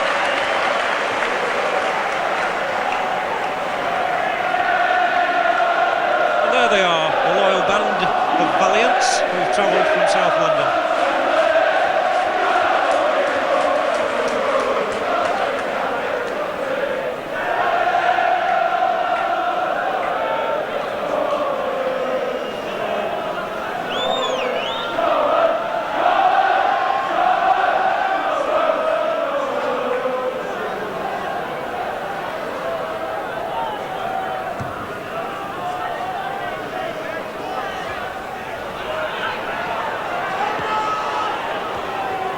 Aizlewood again intervenes when he was most needed, and a nice knock-on from Pearson to Edwards.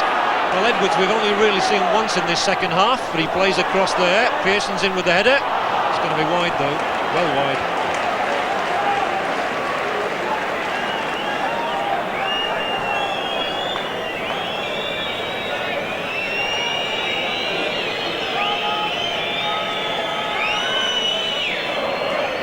Whistles all around the ground. Most people are resigned here to extra time, but the referee's the important man with the watch and the whistle. And Sheridan asks Aspin to race down that right-hand touchline once more. Gets it right too with Baird, and he's got past his man there, Neil Aspin. Oh, a little low cross. Here's Edwards for Leeds. Oh, and a good save by Boulder at the near post. Keith Edwards so close to being a hero for Leeds again. He got last-minute goals against Oldham in the first two playoff matches, and he's got a corner for Leeds here with that low shot which Boulder turned round the upright. Adams will take it, and Pearson, oh, it's still not away. Sheridan gets in there, it is away now, knocked on by Gritt. Aizlewood for Leeds has to play a good ball here, which he's done. He's found Adams out on the right of all people. Stayed out there, of course, having taken the corner. Still Adams, and brought down this time by Reid. Well, there are only seconds of normal time left now. Charlton must be dreading giving a goal away at this time. Leeds dreaming of a goal now. Sheridan with the free kick. It's a long one. Pearson couldn't get there. Stiles will try and bring Leeds forward once more. That surely is too long though.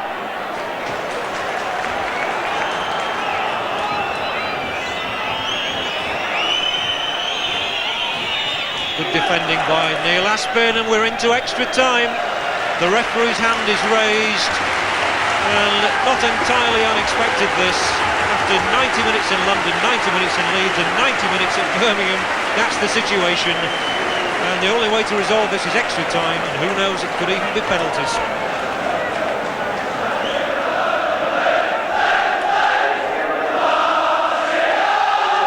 Neil Aspin here making a strong surging run down that right. He did so well. He was a bit lucky actually to get the ball off the inside of Mark Reid's left leg. Plays in the cross here. Keith Edwards turns, and we've seen him in this situation so many times. I don't know whether it was going in or not, but Boulder had to make sure.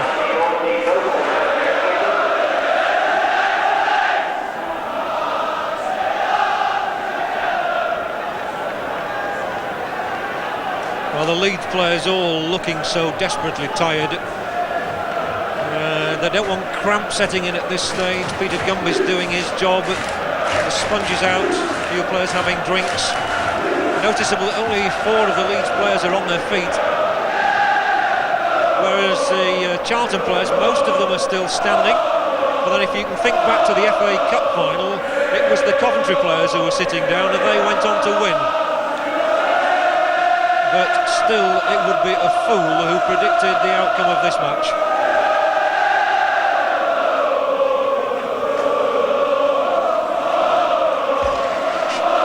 Lenny Lawrence, the Charlton manager, is from the left of your picture. He's just gone out of it there. There he is in the red tracksuit top. Must be wondering what on earth new he can say to his players at a stage like this. And Brendan Ormsby, of course, must be so disconsolate having to sit it out for the 45 minutes and now the extra time. He's just standing there. Those are Brendan Ormsby's legs, by the way, as Billy Bremner points the way perhaps here for his players in the last 30 minutes. Are they going to go back north cheering or sad? We're going to find out very soon. And whatever drama you feel we might have had in 90 minutes will be nothing compared to what's to come.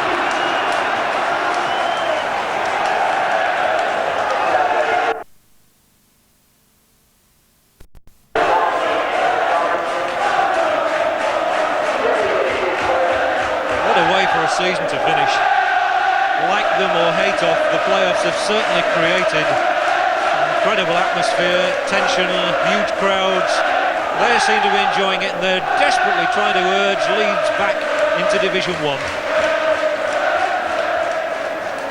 It means so much for them.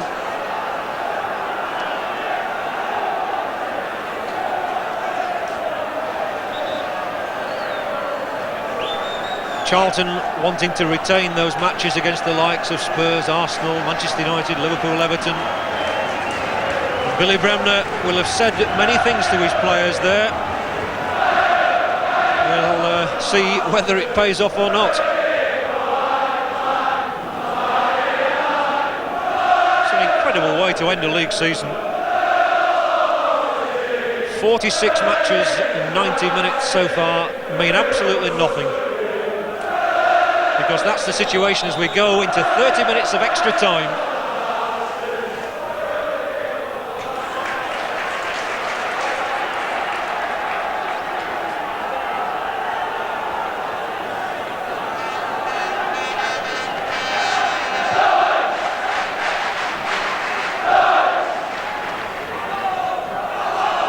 Adams has won it, and Edwards can't keep that one in.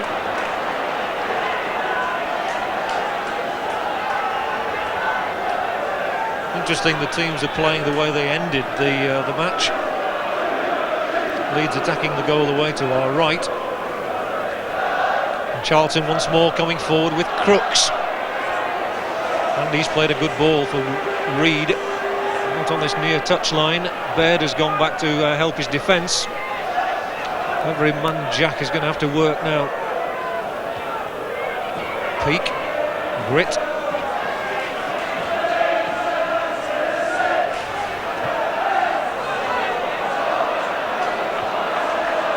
Walsh just getting a foot in ahead of Stiles there, but good piece of play from Ashurst. He's had a solid first season with Leeds. Pearson took it on the arm.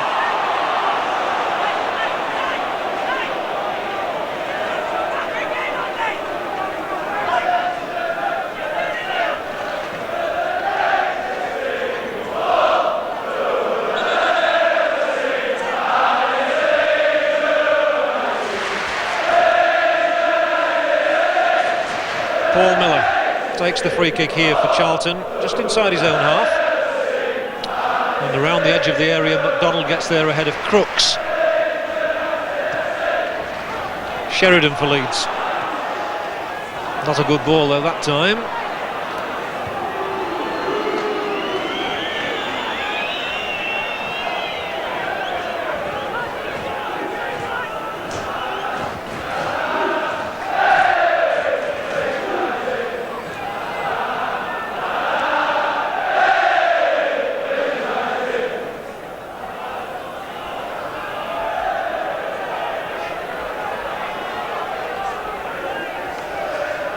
Peake turns inside Sheridan.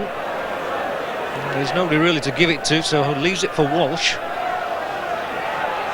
Support coming here from Shirtliff. And now Humphrey, who has run it out. Well, that's the first blemish on his night, I would say.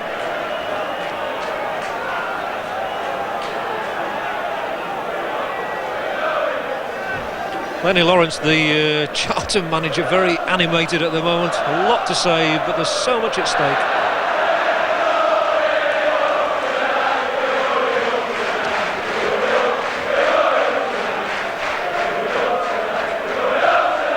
I think Lenny Lawrence is perhaps wondering whether or not to make his substitution. Pearson's back header.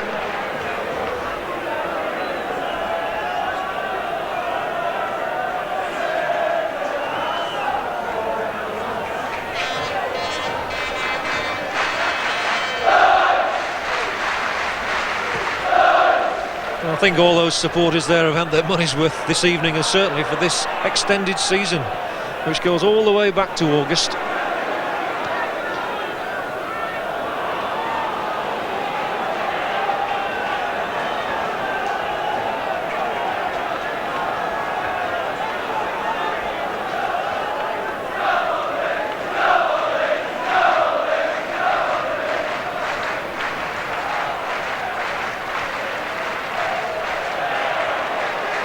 Adams winning that tussle, giving away the throw, which Humphrey will take.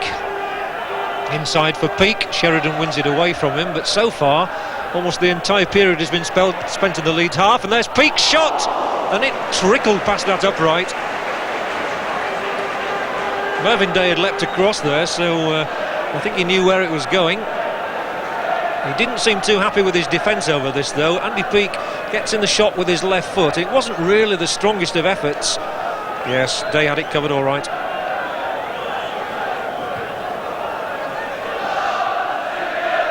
It's a good header from Miller, but it went to Stiles, and now Baird. And it's the first time that Leeds have really got inside Charlton's half in this first period of extra time.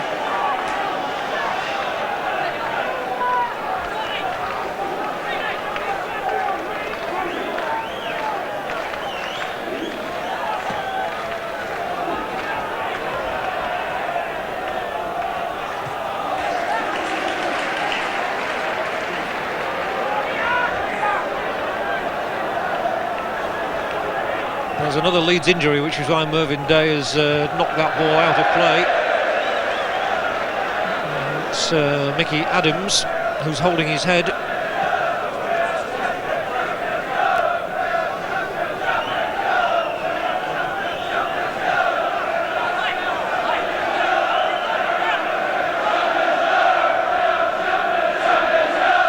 Well, Peter Gumby has been a busy man tonight.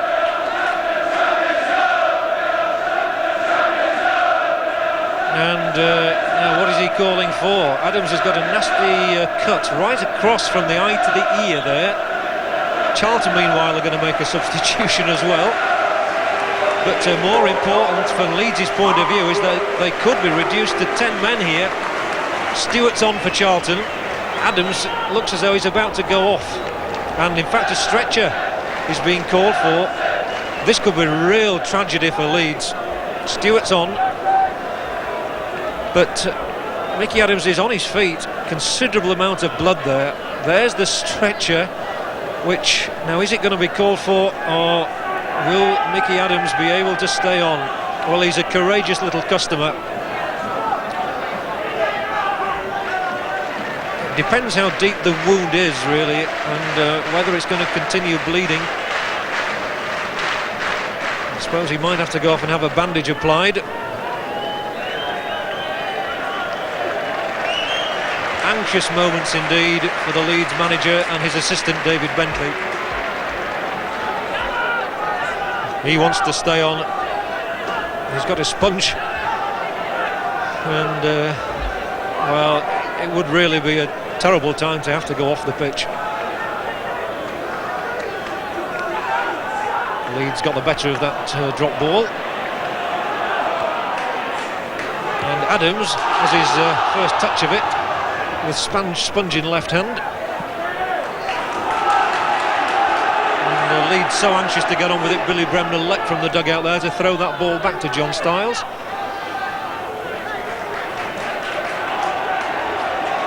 And Stiles it is who takes the throw to Edwards. Now Baird. Not much of a gap, so Baird comes inside, unleashes the shot. Good one too. He's not scored for 7 matches, so he must feel it's about time he got his name on the sheet. Good play this from Baird. He saw his only route to goal was to cut inside, and he struck it well. Boulder, though, is a good keeper.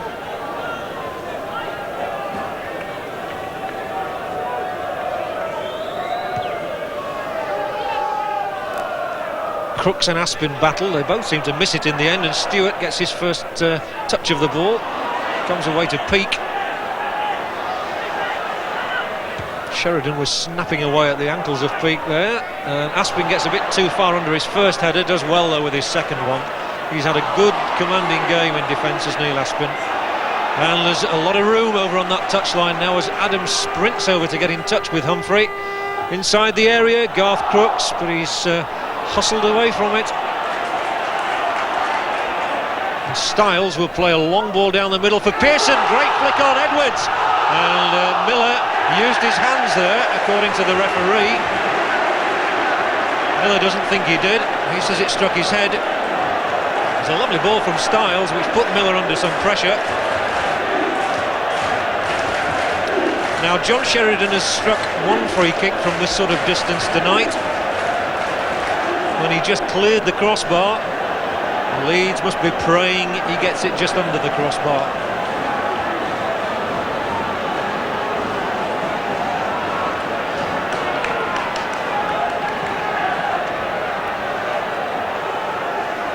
Bobby McDonald trying to find a place in the wall.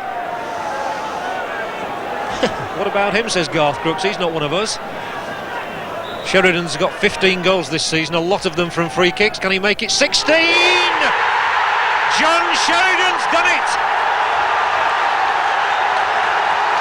The Leeds fans are going wild. Boulder disconsolate on his knees. Aspin's face says it all. They sense that the First Division could be beckoning for Leeds. He's never scored a more important goal in his career. John Sheridan, who scored at St Andrews earlier this season in a league game for Leeds, and has just signed a new contract to play with them next season. Must hope he's going to be playing it in the First Division. Here it is, he seems to point the way. Well, it flew into the net, it was perfect. But Leeds have to defend now. They know as well as anyone how teams can be caught cold after they've just scored.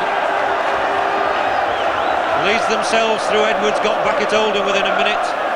But on 99 minutes, John Sheridan has got the goal, which gives Leeds the encouragement to get their fans singing. Pearson chested that one down.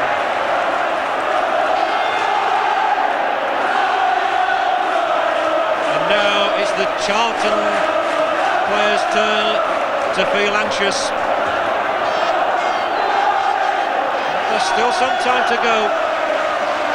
By no means is it all over, because Charlton must now throw everything at Leeds.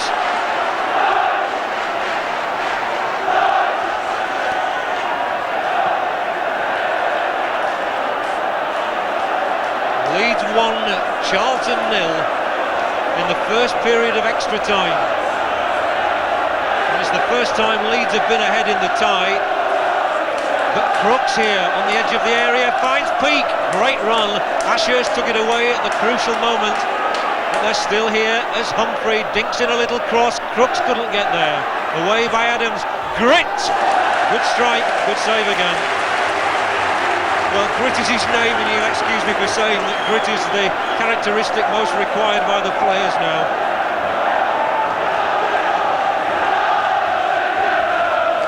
Humphrey pulled it back there. Crooks went in for the header. It was knocked away, and Gritt, striking it first time, found Day perfectly positioned. And now back at the other end, swinging to and fro now is this one. Behind me, the Leeds fans are quite delirious, but they mustn't get carried away. And Charlton, Lenny Lawrence said that they would fight tenaciously to preserve First Division status. Will do exactly that. And look at Stewart here as he's brought down. John Stiles holds up a hand, and what's more, he's hurt himself now. So Leeds are in the wars. Sure whether Stiles wants the trainer or not, but he's staying down. The referee said play on, and Reid's inside the area, and Aspin this time had to stretch. Leeds are desperately trying to get help for Stiles, who really is hobbling away there. He can hardly walk, but the referee says he can't have treatment, so Edwards has to dash back now. The Leeds players complaining to referee Gunn that Stiles needs treatment. Referee, though, will have none of it, but I think he's booking Paul Miller in the midst of all that. Obviously for something Miller said. I promised you drama, we've certainly got it here. Walsh. Leeds need to retain their composure. Charlton need to get a goal. That's going to be too long. McDonald, the old head, will surely let that one run out of play.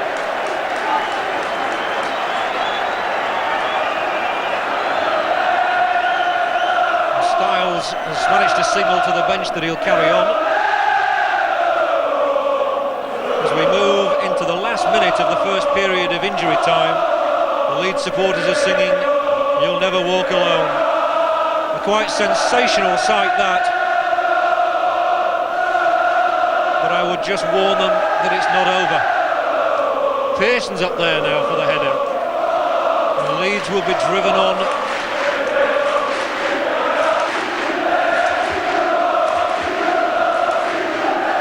Certainly was a goal worthy of winning promotion. Splendidly struck free kick by Leeds' most exciting player, Sheridan.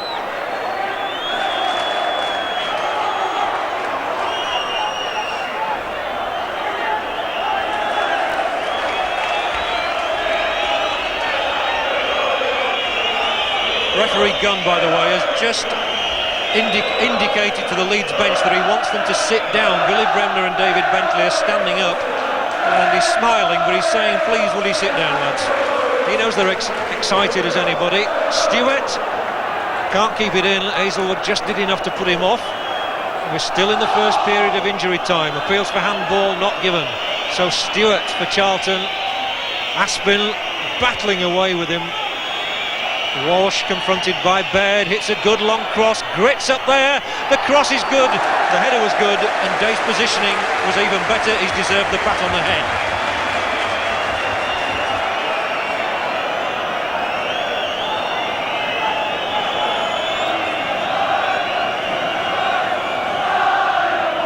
Referee looking at his watch.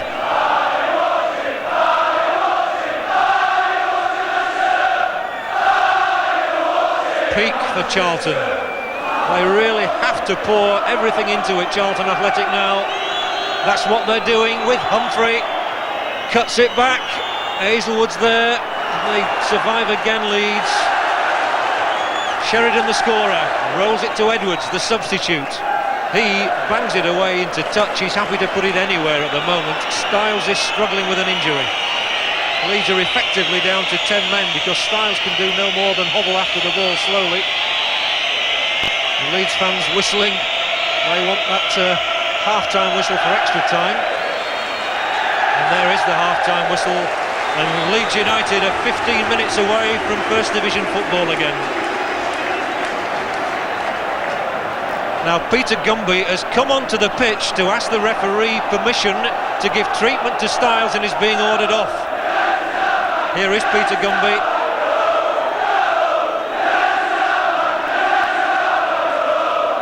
So here it is, the goal that has separated the sides. What a curler, it's a beauty. And that is the situation at half-time in extra time. A reminder again, if Charlton equalise and it ends at 1-1, it'll be penalties. And away we go with the second half of extra time.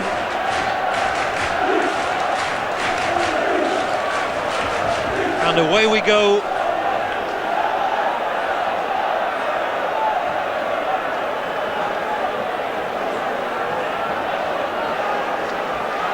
And away we go with the second half of extra time.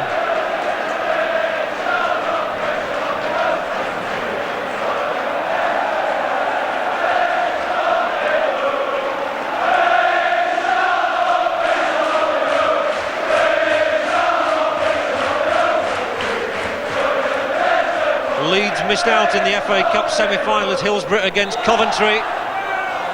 Well, they swore that night that they weren't going to miss out on promotion to the First Division as well. The semi-final defeat would be forgotten if they could regain First Division status.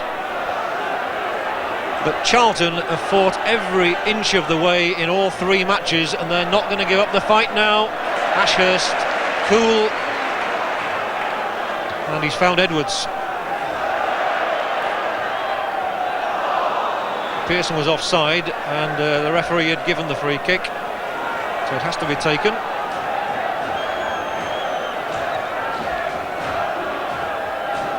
Crooks got under that one. Baird knocked it back to Aspin, and the free kick given against Crooks. And really what must be going through the minds of these players now. Garth Crooks there, relegated with West Bromwich Albion last season, staring relegation in the face again.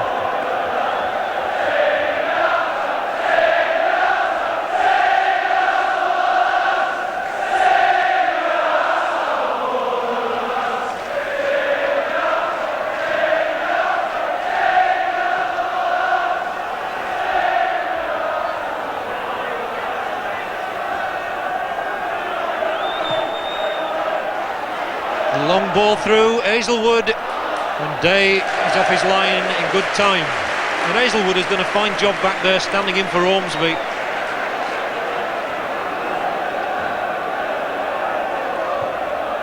It's obviously tortuous for the players out there. It must be even more so for someone like Brendan Ormsby, such a competitor who's having to sit it out with that injury. Pearson adjudged to have handled there.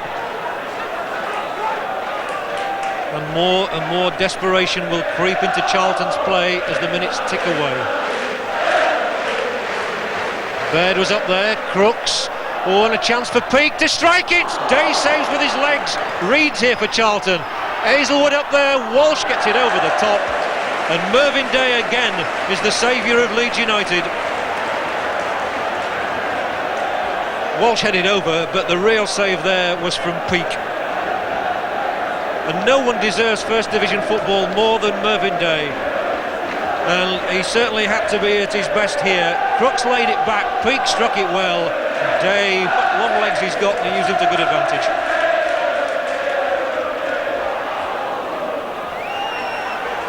Leeds 1, Charlton 0, 12 minutes to go here at St Andrews. And I know we've said it before, but what a way to finish a season. It really is.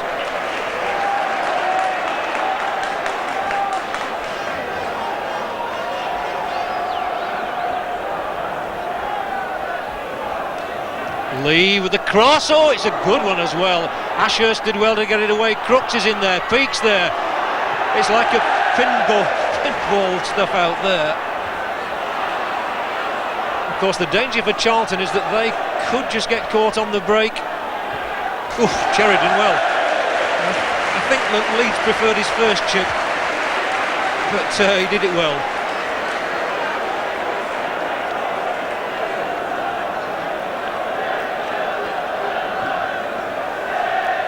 Long kick again, which Humphrey is under. Billy Bremner had so many triumphs as a player. He says to take Leeds into the First Division as a manager would surpass any of them. Adams battles and gets the ball onto Pearson. Gritt. And they've had to go all the way back. Leeds desperately needing to keep their concentration.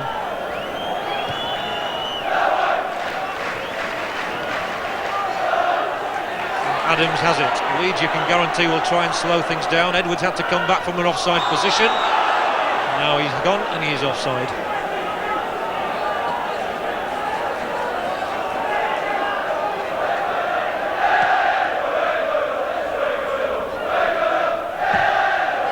McDonald signed from Oxford United for £15,000. Kicked that ball upfield. Words being spoken between John Pearson and John Humphrey. Well, John Pearson in your picture there was with Charlton Athletic, of course, until he signed for Leeds United for £75,000. If he'd have been in a blue shirt, he'd have been thinking of going into the second division. In a white shirt, he's thinking of the first. Free kick taken. Aizlewood away to Lee. Lee's cross. Oh, and it's away by Ashurst for a corner for Charlton.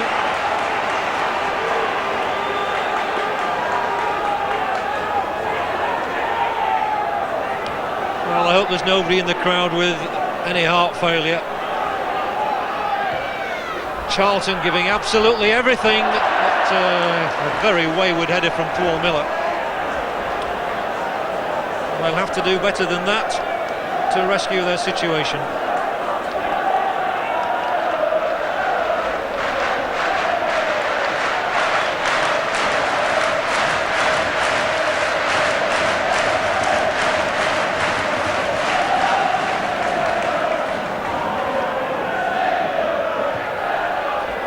There are just 9 minutes for Leeds to hold on.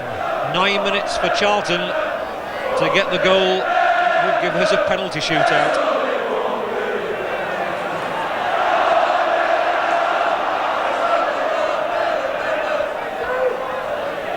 Funny, isn't it? Nobody really wanted that among the players, but I suppose Charlton would now grab it as a lifeline. And Reid is here. There's his cross. Miller's header away by Baird, of all people. Pearson couldn't get on the end of it, and Leeds now content just to hold everything at bay. Lee attacks down the right and his body charged out of it by McDonald. He won't mind too much about giving away a free kick there. What it does mean is that Leeds have to soak up a bit more pressure. Humphrey. Well, that wasn't the best free kick for Charlton in the circumstances, though he has found Miller. It's a better looking cross. It's away by Adams, only as far as Gritt, and it's still in that penalty area. Stewart. Oh, it's a goal for Charlton Athletic! And it's Peter Shirtliff. It's all square again. The former Sheffield Wednesday man, Shirtliff, has given Charlton a lifeline and sent those supporters into ecstasy. Would you believe it?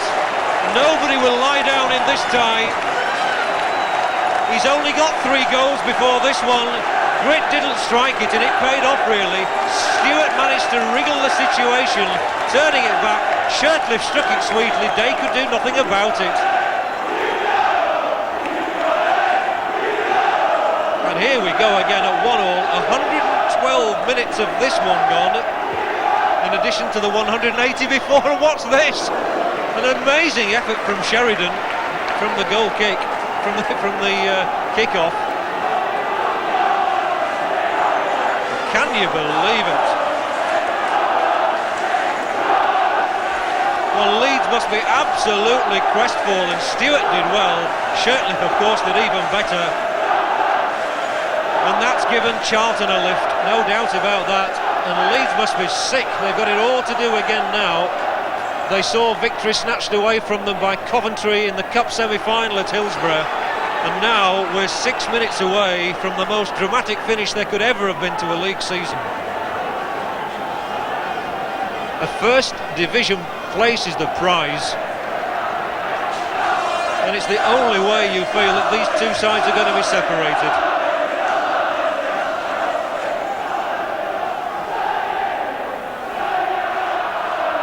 They have to be crestfallen. They were so close. And it really is going to be awful for either of these sides to lose in this manner. Having given absolutely everything, and now Charlton. Well, Peake putting the ball behind. I think we could all do with a breather.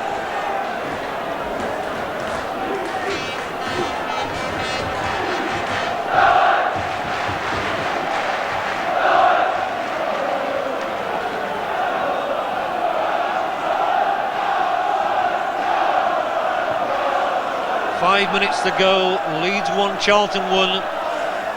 Leeds taking the lead through Sheridan, and Charlton equalising through Shirtliff. And just who would you put your money on? Well, it's impossible, isn't it? Baird, Leeds coming forward. Good ball, and the keeper's not come for it, but can Edwards get there? Not quite.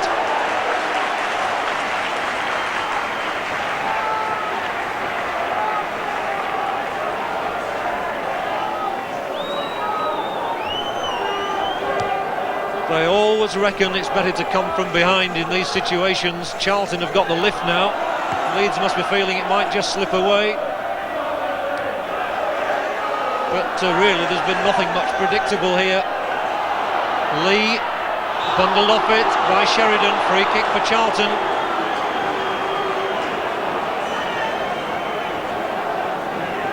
Apart from one flashpoint, I would say the players have done very well tonight to restrain themselves. But now Mervyn Day there, getting that wall just where he wants it. It's got to be inch perfect, as we saw when Sheridan beat Boulder. Walsh runs over it. It's now left for Peake. Oh, it's a good one! Oh, it's the goal which might well have preserved First Division football for Charlton Athletic, and it's Peter Shirtliff again. The Charlton supporters delirious, and it's a Sheffield man who's probably kept Leeds in Division 2 for next season. What a dream story for Peter Shirtliff. He doesn't get many goals, but he's got two in the space of a few moments, which have turned the match on its head.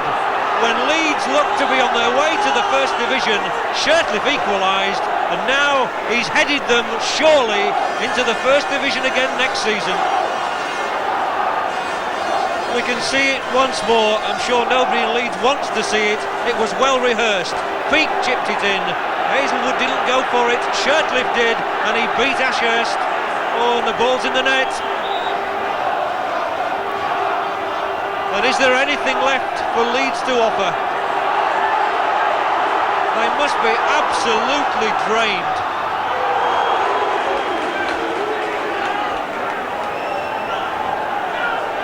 And now it's Leeds who are desperate for a penalty shootout.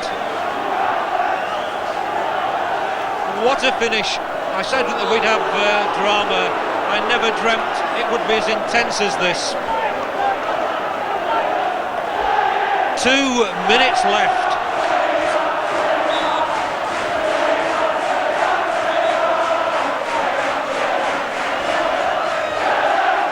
And now the Charlton supporters are singing. There aren't many of them here, but they're making themselves heard. The Leeds supporters, 13,000 of them in the crowd, are muted. Aspin tears forward. Well, surely we can't have another twist in this game. Pearson's going for it though, and Humphrey will clear his lines. Charlton will be only too happy now to let things die down a little. Aizlewood, Sheridan, whose goal seemed to have put Leeds back in the First Division, is chipped forward, finds Edwards offside, and one or two Leeds heads have gone down. They can't believe it. The First Division place was there for the taking. It was beckoning Leeds with 8 minutes to go. The dramatic intervention of Peter Shirtliff has turned the game on its head. There are 45 seconds of extra time to play. Adams throws his sponge away. It matters not that he's bleeding now. Leeds have got a free kick. Could there be a last throw of the dice? The Charlton players will throw their arms in the air and hug one another if they can hold on to this lead now. Adams for Leeds, there's the free kick. It's long to the far side of the penalty area. It's bobbling about there, but Charlton have got it away. Their supporters cheer. Adams races back. Aizlewood comes forward with the ball. Does well. He's found Edwards. Baird in front of Edwards. He can't get it through to him as we move into injury time of extra time. Well, it's a cruel, cruel way for a season to end for Leeds United. Lenny Lawrence said that Charlton would fight to the death to hold on to the First Division status they only won last season. And you've got to give them total credit. A lot of teams would have laid down and died going a goal down in extra time. The referee, I think, has got the whistle ready to blow. That is the most astonishing way in which a Football League season has ever ended. Leeds going a goal up in extra time through Sheridan. Shirtliff snatching it away with 2 goals for Charlton. It's still not over, but the flag is up.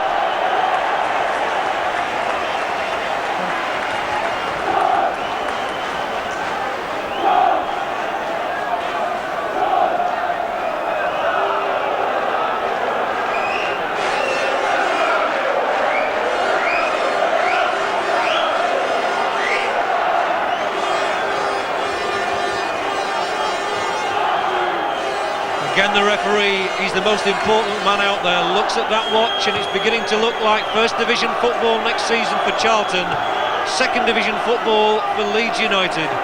They've put up a valiant effort here, but you feel it's not going to be enough unless Ashurst can get them moving. Adams picks it up. The referee keeps looking at that watch, but he's not blown it as yet, and Leeds have got a throw. Every Leeds supporter urging the team on. Stiles has suddenly found a new pair of legs, I think, from somewhere. Adams with the cross, boulders in there and makes the catch. And the referee raises his arm. Charlton have won it. Leeds can't believe it. You'll gather that they're Charlton fans on the opposite side away from me, and Leeds supporters are applauding. It's been the most dramatic climax that one could ever imagine. The Football League season ends in total ecstasy for Charlton Athletic, an entire dejection for Leeds United. And Peter Shirtliff, that's John Humphrey with Paul Miller. They know that they'll be playing on the big grounds again next season.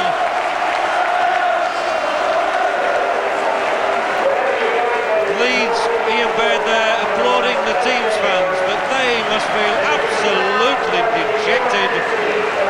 First Division football has been snatched away from Leeds United, and it's a tragic way for them to end the season after losing out in the FA Cup as well. Billy Bremner, nice to see there, shaking the hand of John Humphrey.